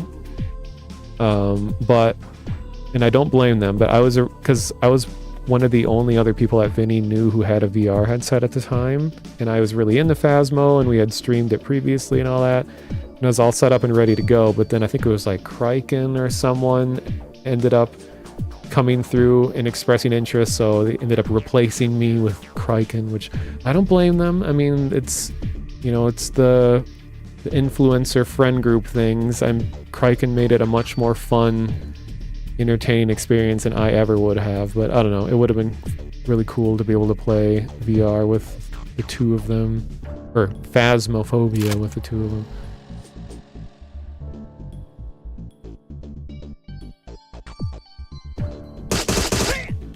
Oh yeah, audio atmosphere. I know exactly what you mean. I've had to suffer through that so many times in my life because I tend to like a lot of games that people don't like. Like I liked Sea of Thieves at launch when everyone was shitting on it. I liked Starfield. I liked Fallout 76. Like I guess I just was born with wrong opinions on things. I mean, it's not that I think people are wrong in saying they're bad, but I was able to get entertainment out of a lot of games that most people don't like. But then so many people, like back when Fallout 76 came out and everyone's like, oh, checking out the new Fallout game, and then they played it a bit and they're like, wow, this game's shit, Bethesda sucks. And then so all of their chats like, game's shit, Bethesda sucks. And so it's just whatever view the influencer has just dictates everyone else's view.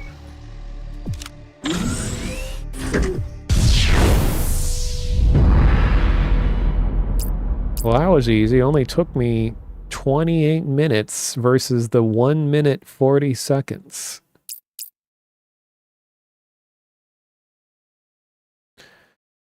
Yeah, I mean, I don't think, the streamers are doing anything wrong by, being the ones to determine how thousands of people perceive things. I think I'm just upset at human culture.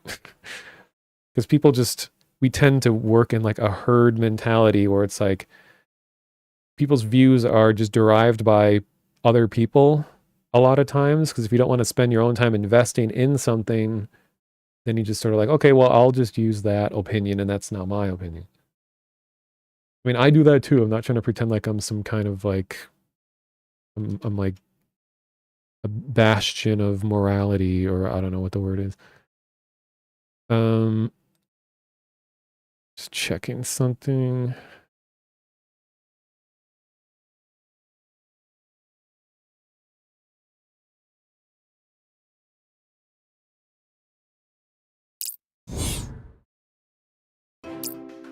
The next level or one is the map that we all played together. But what I want to see, and I didn't get to try, are the paradox mode. Okay, so this is essentially all the little tweaks that you can make to the game. Vampirism. Escapist. I wish it would tell you what these things do. Aim and shoot only, so you can't just hip fire everyone, you have to aim every shot. Oh, that's evil. Random weapon at intervals, that's funny. Self-damage on hit. It's like mirror damage. The Magnum Demon. The Cougar Magnum was the GoldenEye one. Plasma rifle. Give the NPCs these weapons too. I thought was hilarious was the akimbo dual wielding rocket launchers. So you play like Bunker 2 on GoldenEye and all the soldiers are walking around with 2 rocket launchers apiece.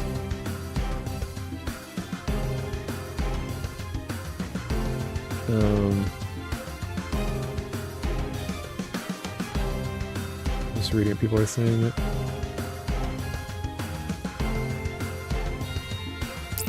There was also, it's a different mode you can play.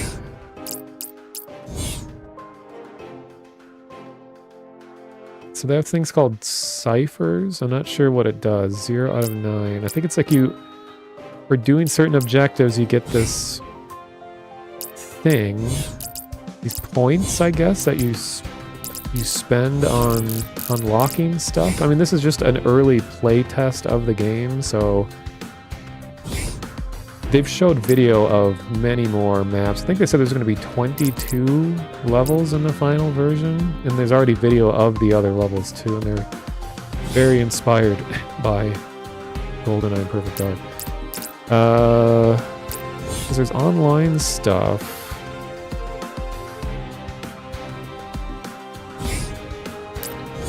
Well, here, I'll do...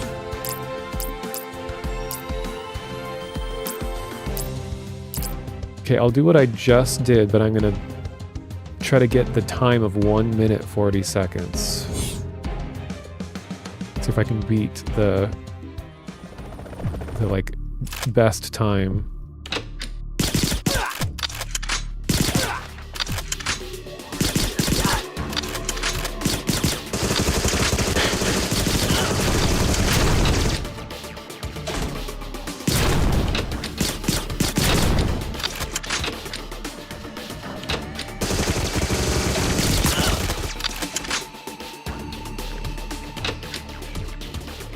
I'm already running behind.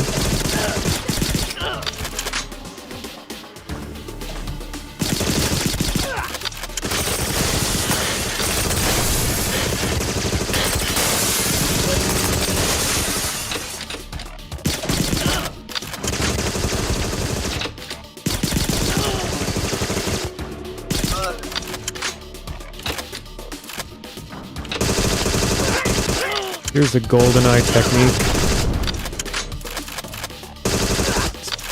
Wait for everyone to bottleneck at the door. Oh my god, I put the tracker in. Oh my god. I've already failed. It takes so long to get the gun up.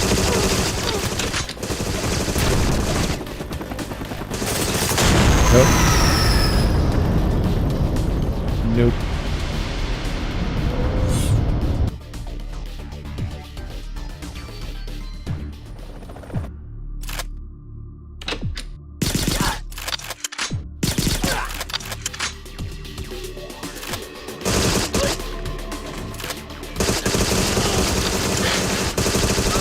You know what? It's gonna be worth...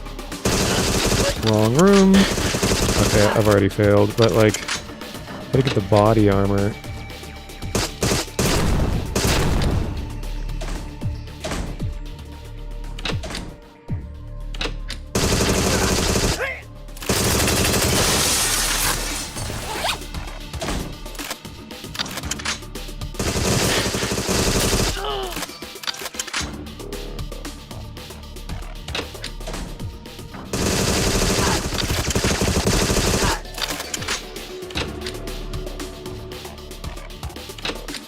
Wow, I am completely lost. Okay, I gotta remember when I'm in the room where there's a big glass window on the right side, that's where the body armor is. So let me... Devs, you need to have a quick... Oh, this is cool. You can like look at the items like in GoldenEye. You need to have a quick restart thing, so I have to go to quit and then go back out and then... Okay. Well, I guess that's not too long to do that.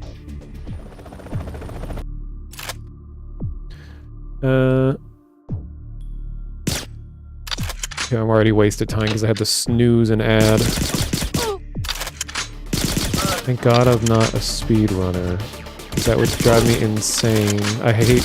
As you all know, I'm slow at everything I do, so it's like... Trying to dedicate time to, do something faster than anyone has done before is like contrary to my whole existence.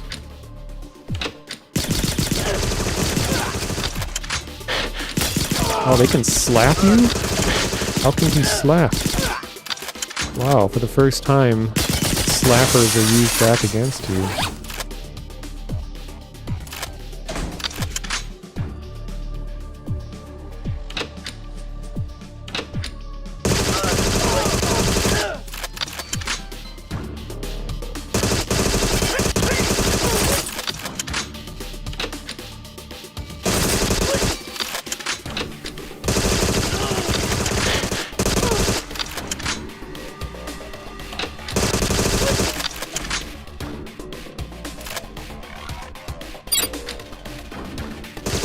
Oh shoot.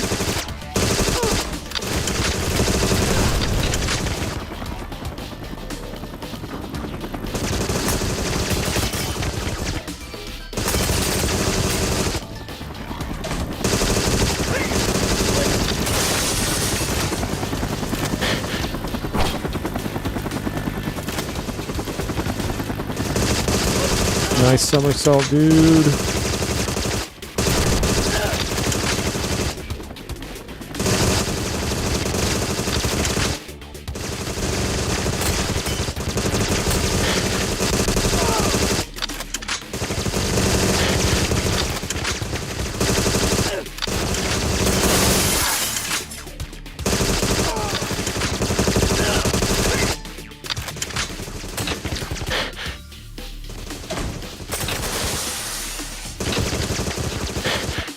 Close the door.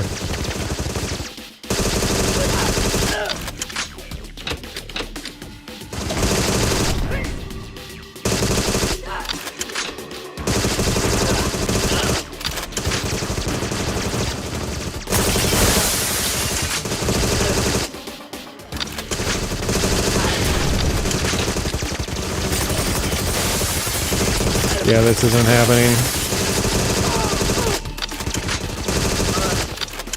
Wait.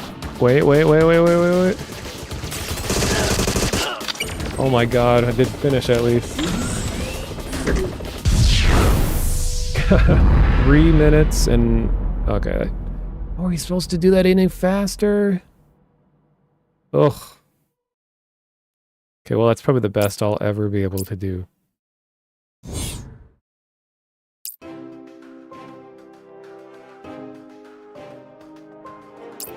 And you cannot play the castle on single player.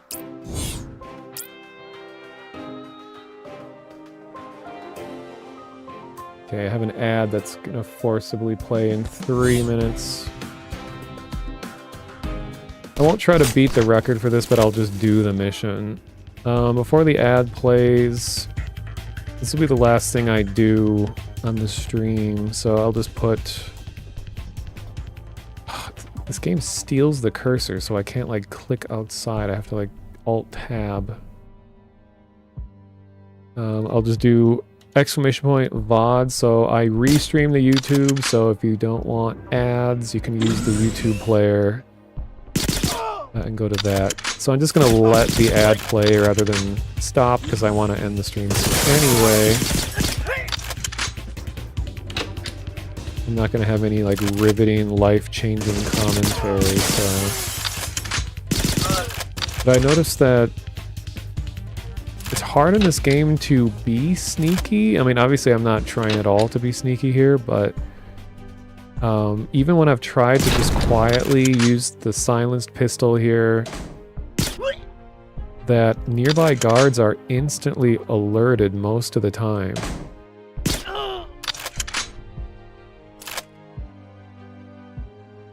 Like, they're a lot more situationally aware than GoldenEye guards.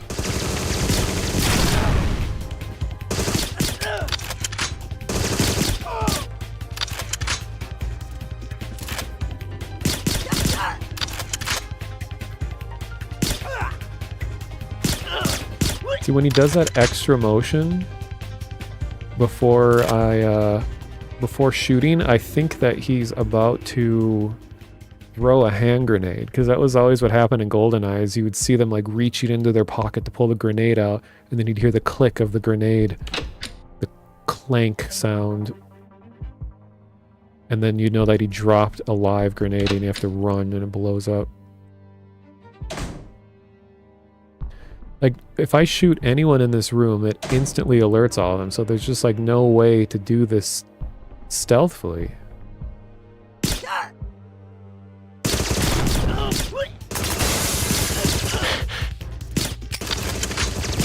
Unless I'm just completely missing something.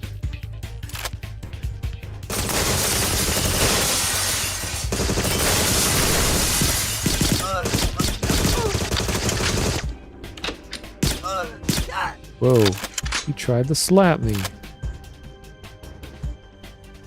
Also, what's with these elevator doors? They're not like centered, unless this is fancy elevator that has supposed to be like 2 layered ones that fold into the side rather than 2 splitting in the middle. I don't know. And I like that they have this kind of janky reflections. Like, this looks like N64 reflections. I think it's like a matte cap reflection, which is one texture that's used for every reflection rather than it being relative to the environment. Ad is starting, sorry.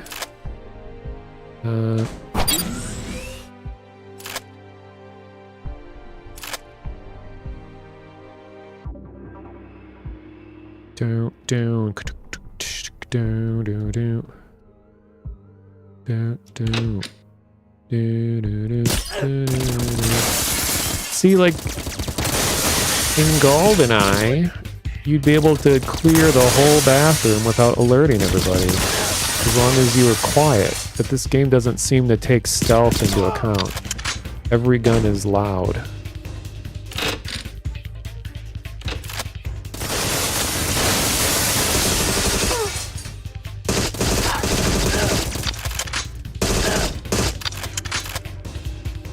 You reload after every bullet.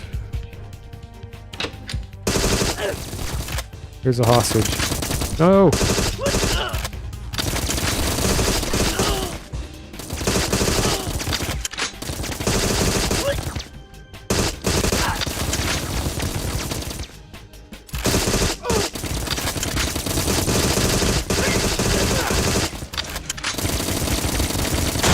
Whoa! Also, I don't understand the, like, explosion noise when you die.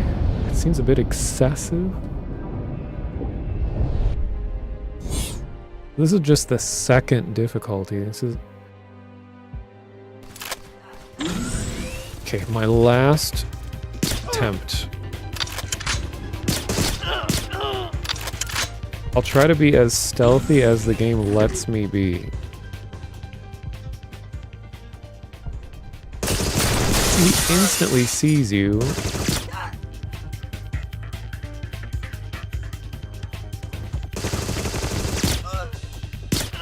In GoldenEye, I like how when the guards see you, there's usually a bit of a, what's the word?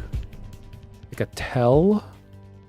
Like they signal to you that they saw you, and you have like a second or two to shoot first before they shoot. And then you can maintain your stealth if you noticed that they were trying to shoot you.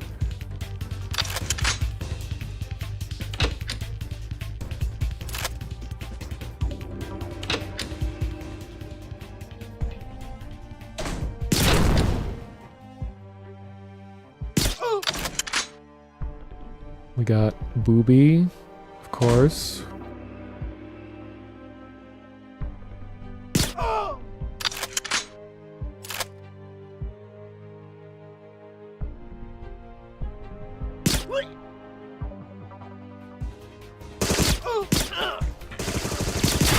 Stealth explosive barrel.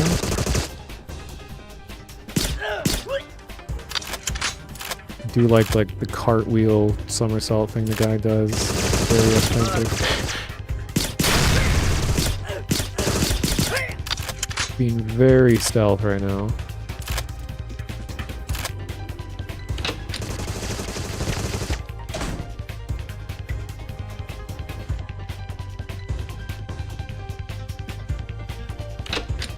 Woo! It actually added, that somersault added 1 second to that guy's life, so that was a good somersault.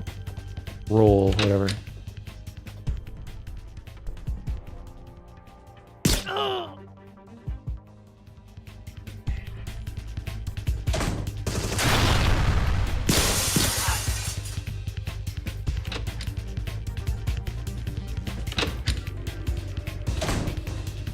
There's a guy that ambushes you here. Ow.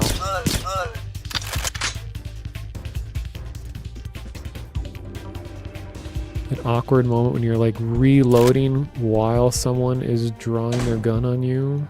And in VR, that moment is so much worse. Like if you played what's the game? Not Tarkov. Tarkov is the extraction shoot. What's the another Russian sounding name? But it's like an FPS in VR that is really well made, and it was like the most popular shooter game in VR for a while. But you'd have to manually reload guns, like pull the mag out and like pull the slide or whatever back. And when you're in multiplayer fighting against other people and you have to use your real hands to like pull the mag and you have to do all kinds of crazy stuff, it gets so much more embarrassing when someone's there about to shoot you, and you're just like, hold on, like fumbling around, taking your the hand and putting the thing, reaching over to grab and put the mag. It's just like so much more pressure. No, not hot dogs, horseshoes, hand grenades. And that is a like really realistic gun game, but this is a multiplayer one. It's called it's gonna bother me if I can't find this. Let's see, VR.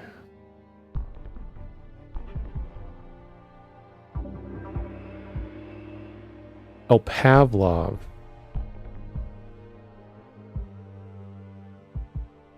I think is the name. Yeah, that sounds right. Pavlov was really fun. Because it also has tons of mods. Like, you go to the workshop and download stuff, and actually someone in the chat, I don't know if he's here right now, but Bark and I played Pavlov VR for a while.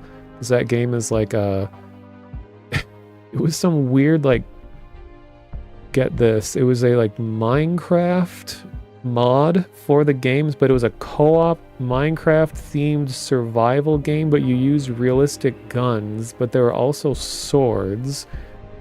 The concept was beyond what I would ever play, but the gameplay was actually really fun because it just had endlessly spawning like zombies and other weird things, but it was all in VR, and you'd have to set up sort of like a tower defense thing where it's like, we got to defend the town, everyone's spread out. And what was so fun for me was that because I had swords and stuff, people would be set up in like sniper towers, and sniping in VR is a really satisfying thing because you have to actually, line up the scope with your eyes, and it's just like you have to actually do it all with your hands. It's so much more fun.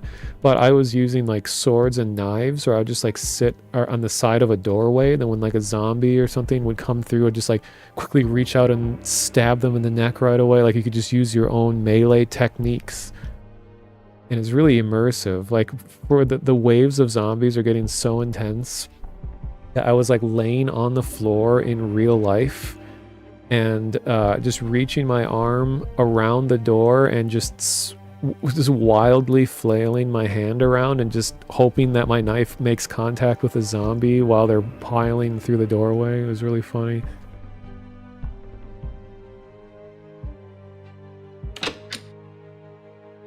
So there seems to just be no way that you can do this section quietly. Because as soon as I shoot this guy, everyone gets alerted, and my gun is presumably silenced, suppressed. What if I just walk out?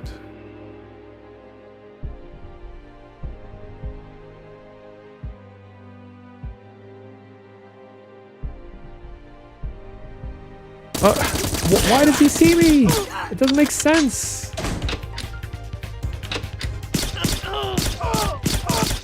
Alright, well, we got this.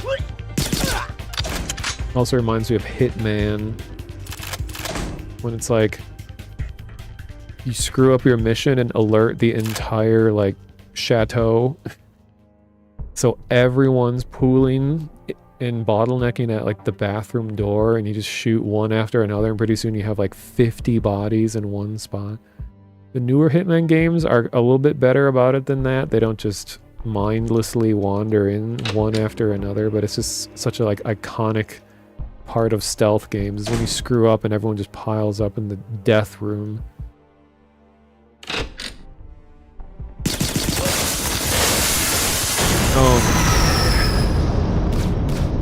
Yeah, I'm a vampire in the reflections. Yeah, there are so many nods to GoldenEye even in this version of it. Oh,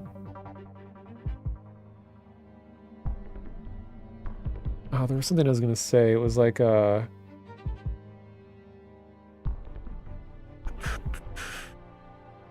what was it?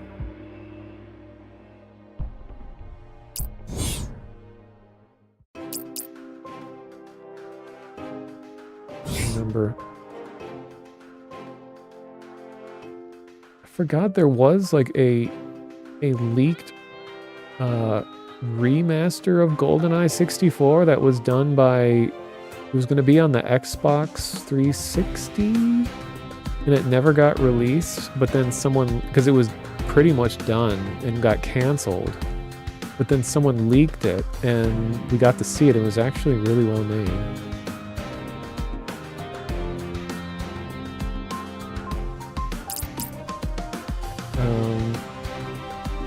Let's see if I can find what that was.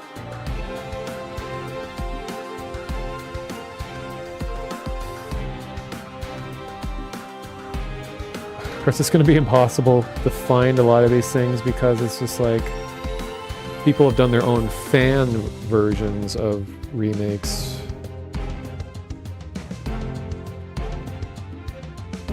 Oh, okay. Well, the first result. A near-finished official remaster of GoldenEye 64 developed by Rare for Xbox 360 around 2007-2008 was famously shelved due to licensing and platform disputes, but it leaked online.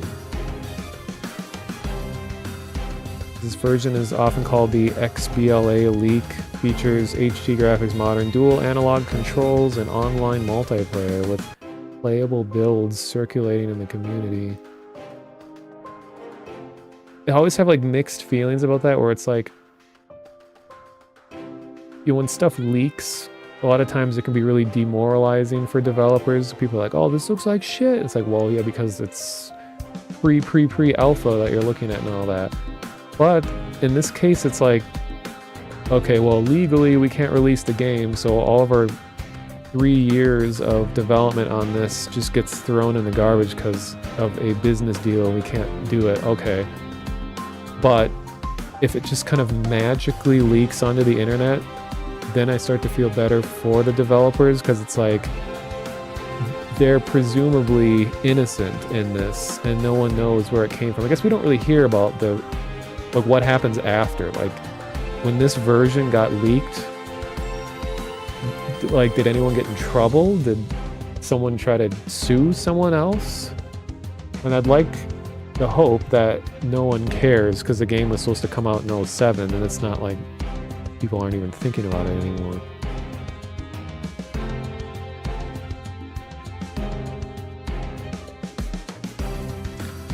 I know you guys can't see this, but I'm just trying to think, like, how would you even play this version?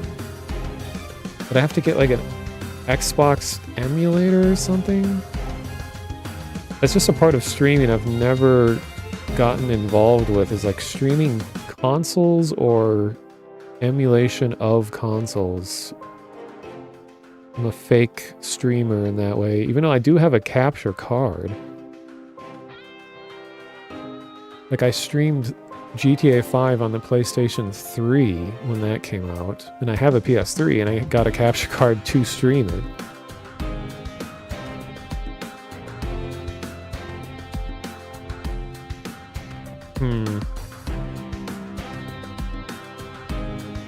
Xbox emulation is criminally underdeveloped. Well, I don't know. I'm glad it exists. At least that people can check it out. This song's gonna be stuck in my head now. It's been looping for so long.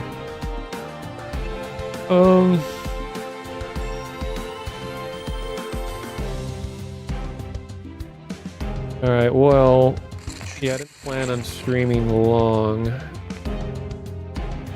So yeah, that was Agent 64. I'll just put a link in chat if people want to like wishlist it or something. I think it's being made by a very small team and they're very dedicated. And it looks really great so far. So yeah, it is a good song, yeah. I don't know when their planned release day is. Yeah, short mono stream might actually exist. So strangely, I might stream Warcraft 2 at some point in the future. I've just some reason that just like some games just sit in the back of my mind. Like I used to play this game a lot as a kid, but I never understood how to play it well, and I sucked back then. So it would just be cool to be able to revisit as an adult and be like, okay, here's how you're actually supposed to play it. Like I played the demo for Warcraft 2 because I didn't get the full version until almost a full year later for my birthday. And keep in mind, this is like the 90s. I was 8 or something.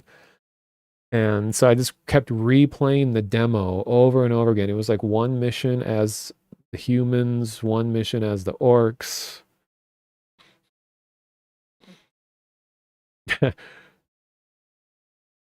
Yeah, or I'll find out that it really sucks. Like I remember when I got Warcraft, it was Warcraft 2. It came in, it was the battle chest. So it had the Tides of Darkness expansion, and it had Warcraft 1.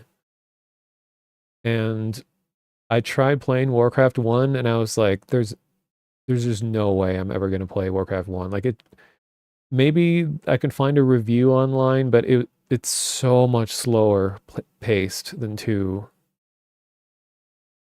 Everything is very slow. Stuff isn't communicated very well.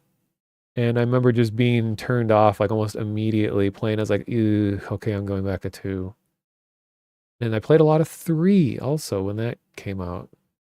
And StarCraft.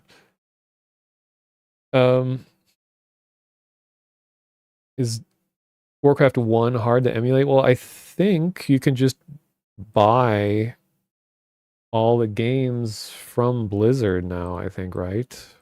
Did they bring 1 over to modern computers? Just looking it up real quick. Okay, where to play Warcraft 1?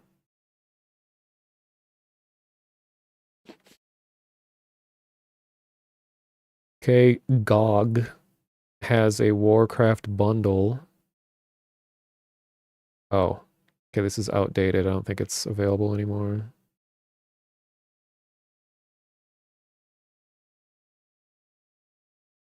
But like the music from Warcraft 2 is just so, it's just permanently a part of my brain. And the peasant from, well, I guess technically in all of Warcraft, because like the voice has been the same, I think, ever since. The peasant is the only impression that I feel like I can do near flawlessly. Because like any kind of depressed, dopey character, I tend to be able to do those impressions well. He's like, job's done. Righto. What is it? Off I go then. So I'll just be doing the entire stream in that voice. It would not get old at all. And as a kid, I remember just constantly trying to imitate all the voices. And I later learned that it was like 1 or 2 people voiced every character in all of Warcraft 2. So it kind of makes sense. That's just like, oh, in StarCraft, yeah. My life for ire. Like Goliath Online. Give me something to shoot. Fire it up. Someone call for an exterminator. I'm not going to do this on stream, it'd be too embarrassing, but I remember imitating the Zerg and being able to do like Zergling and Hydralisk and all of their like juicy, fleshy noises that they would make.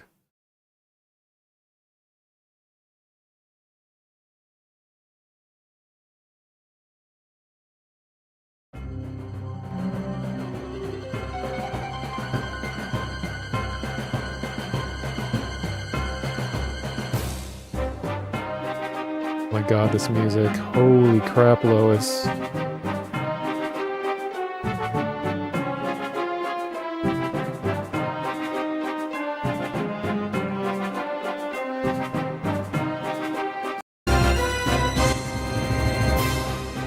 remember as a kid I would like sing along with the song and like be swinging my hands around like pretending I'm conducting the orchestra.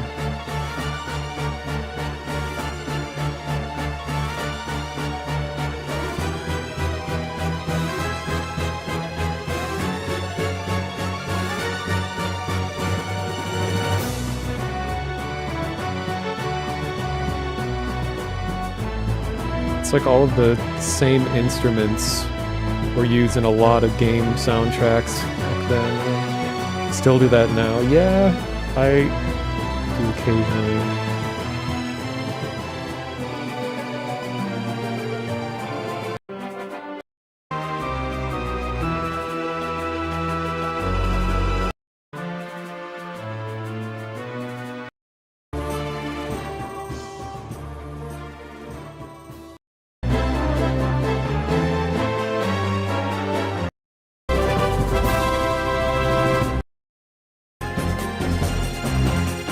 Ooh, the orc music.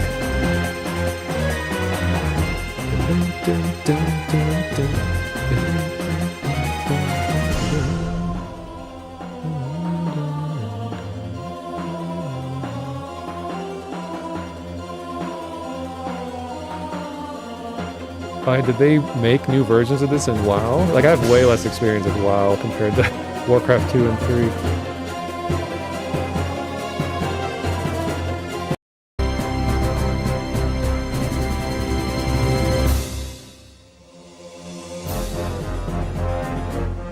Oh, that harpsichord. I am a sucker for like Baroque harpsichord music.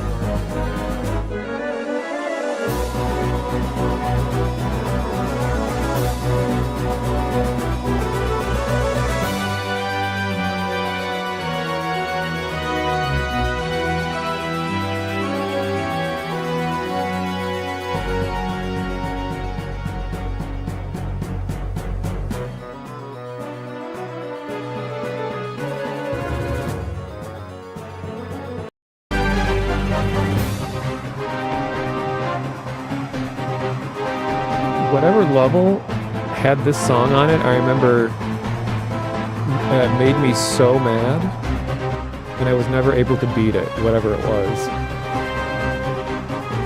So I remember hearing this song play over and over, and I was just getting frustrated, and I stopped playing because it was too hard.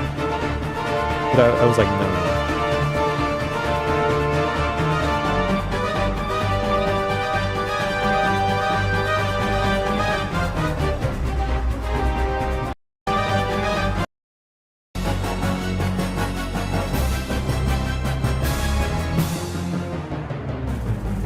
Timpani.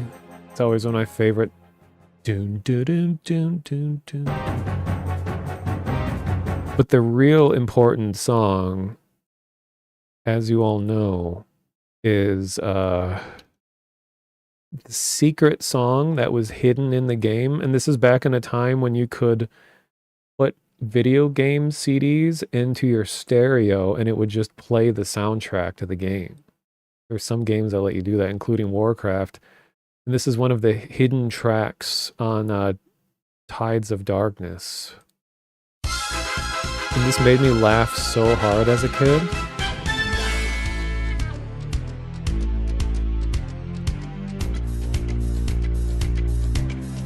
I'm a medieval man.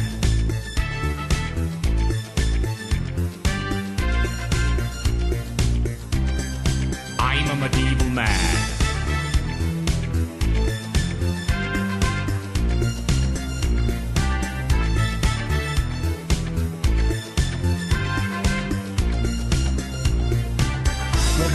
What do you want? What do you want? What do you want? Why do you keep touching me? That line, though. What do you want? What do you want? Why do you keep touching me?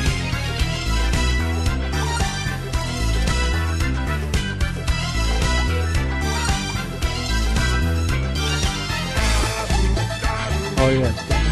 What do you want? Dabu, dabu. What do you want? Guitar solo? I don't remember this. Why do you keep touching me?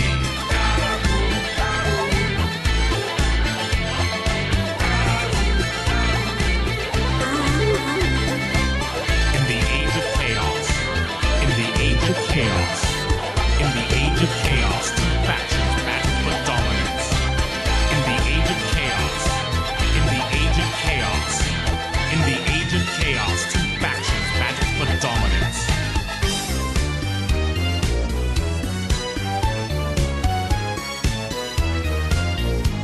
right at the end. Welcome to the world of Warcraft. Whoa, they used the term World of Warcraft before the game existed?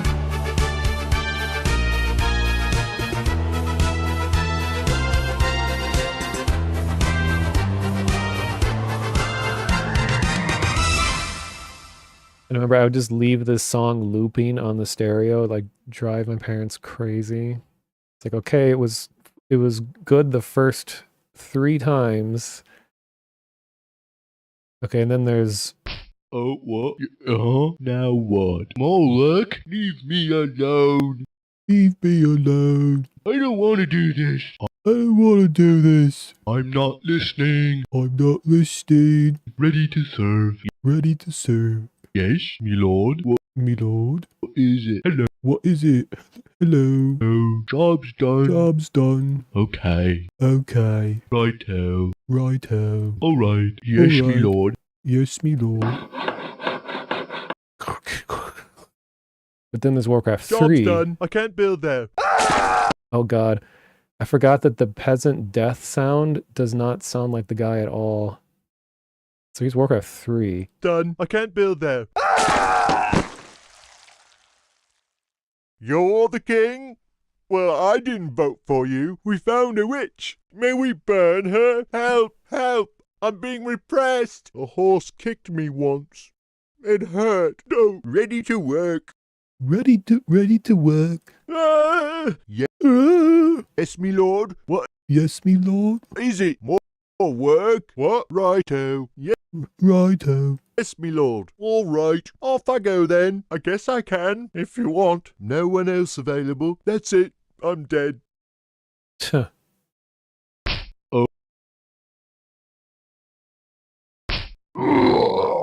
You're good looking for a human. Whoa. You buy retail version or I'll chop you into little bits. That's right, the demo had demo exclusive voice line. You buy full version, please. You go buy now or I sing. La, la, la, la, la. We're being attacked. They're destroying our city. They destroyed our city. What? Look out.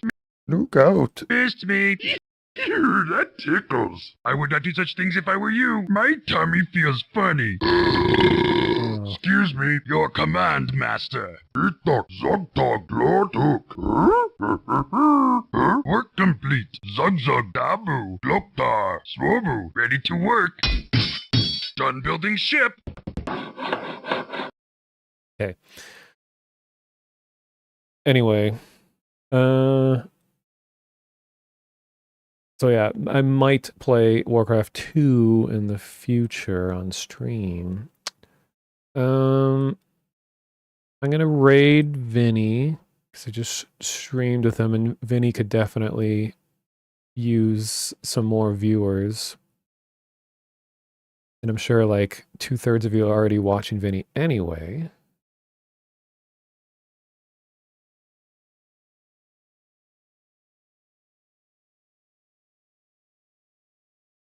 Okay. Yeah, I'm supporting an upcoming streamer.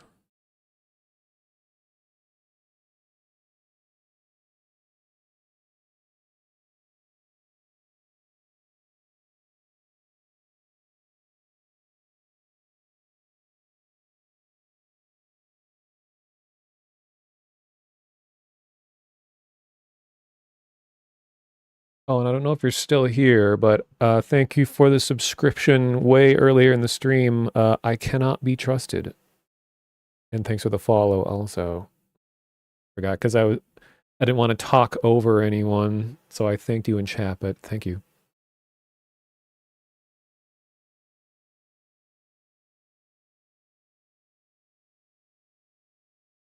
No idea what I'm going to stream next, but you can go hang out in the Discord if you want. I usually say there if I'm about to stream or thinking of streaming, and a lot of cool people, just about everyone in chat right now is in the Discord.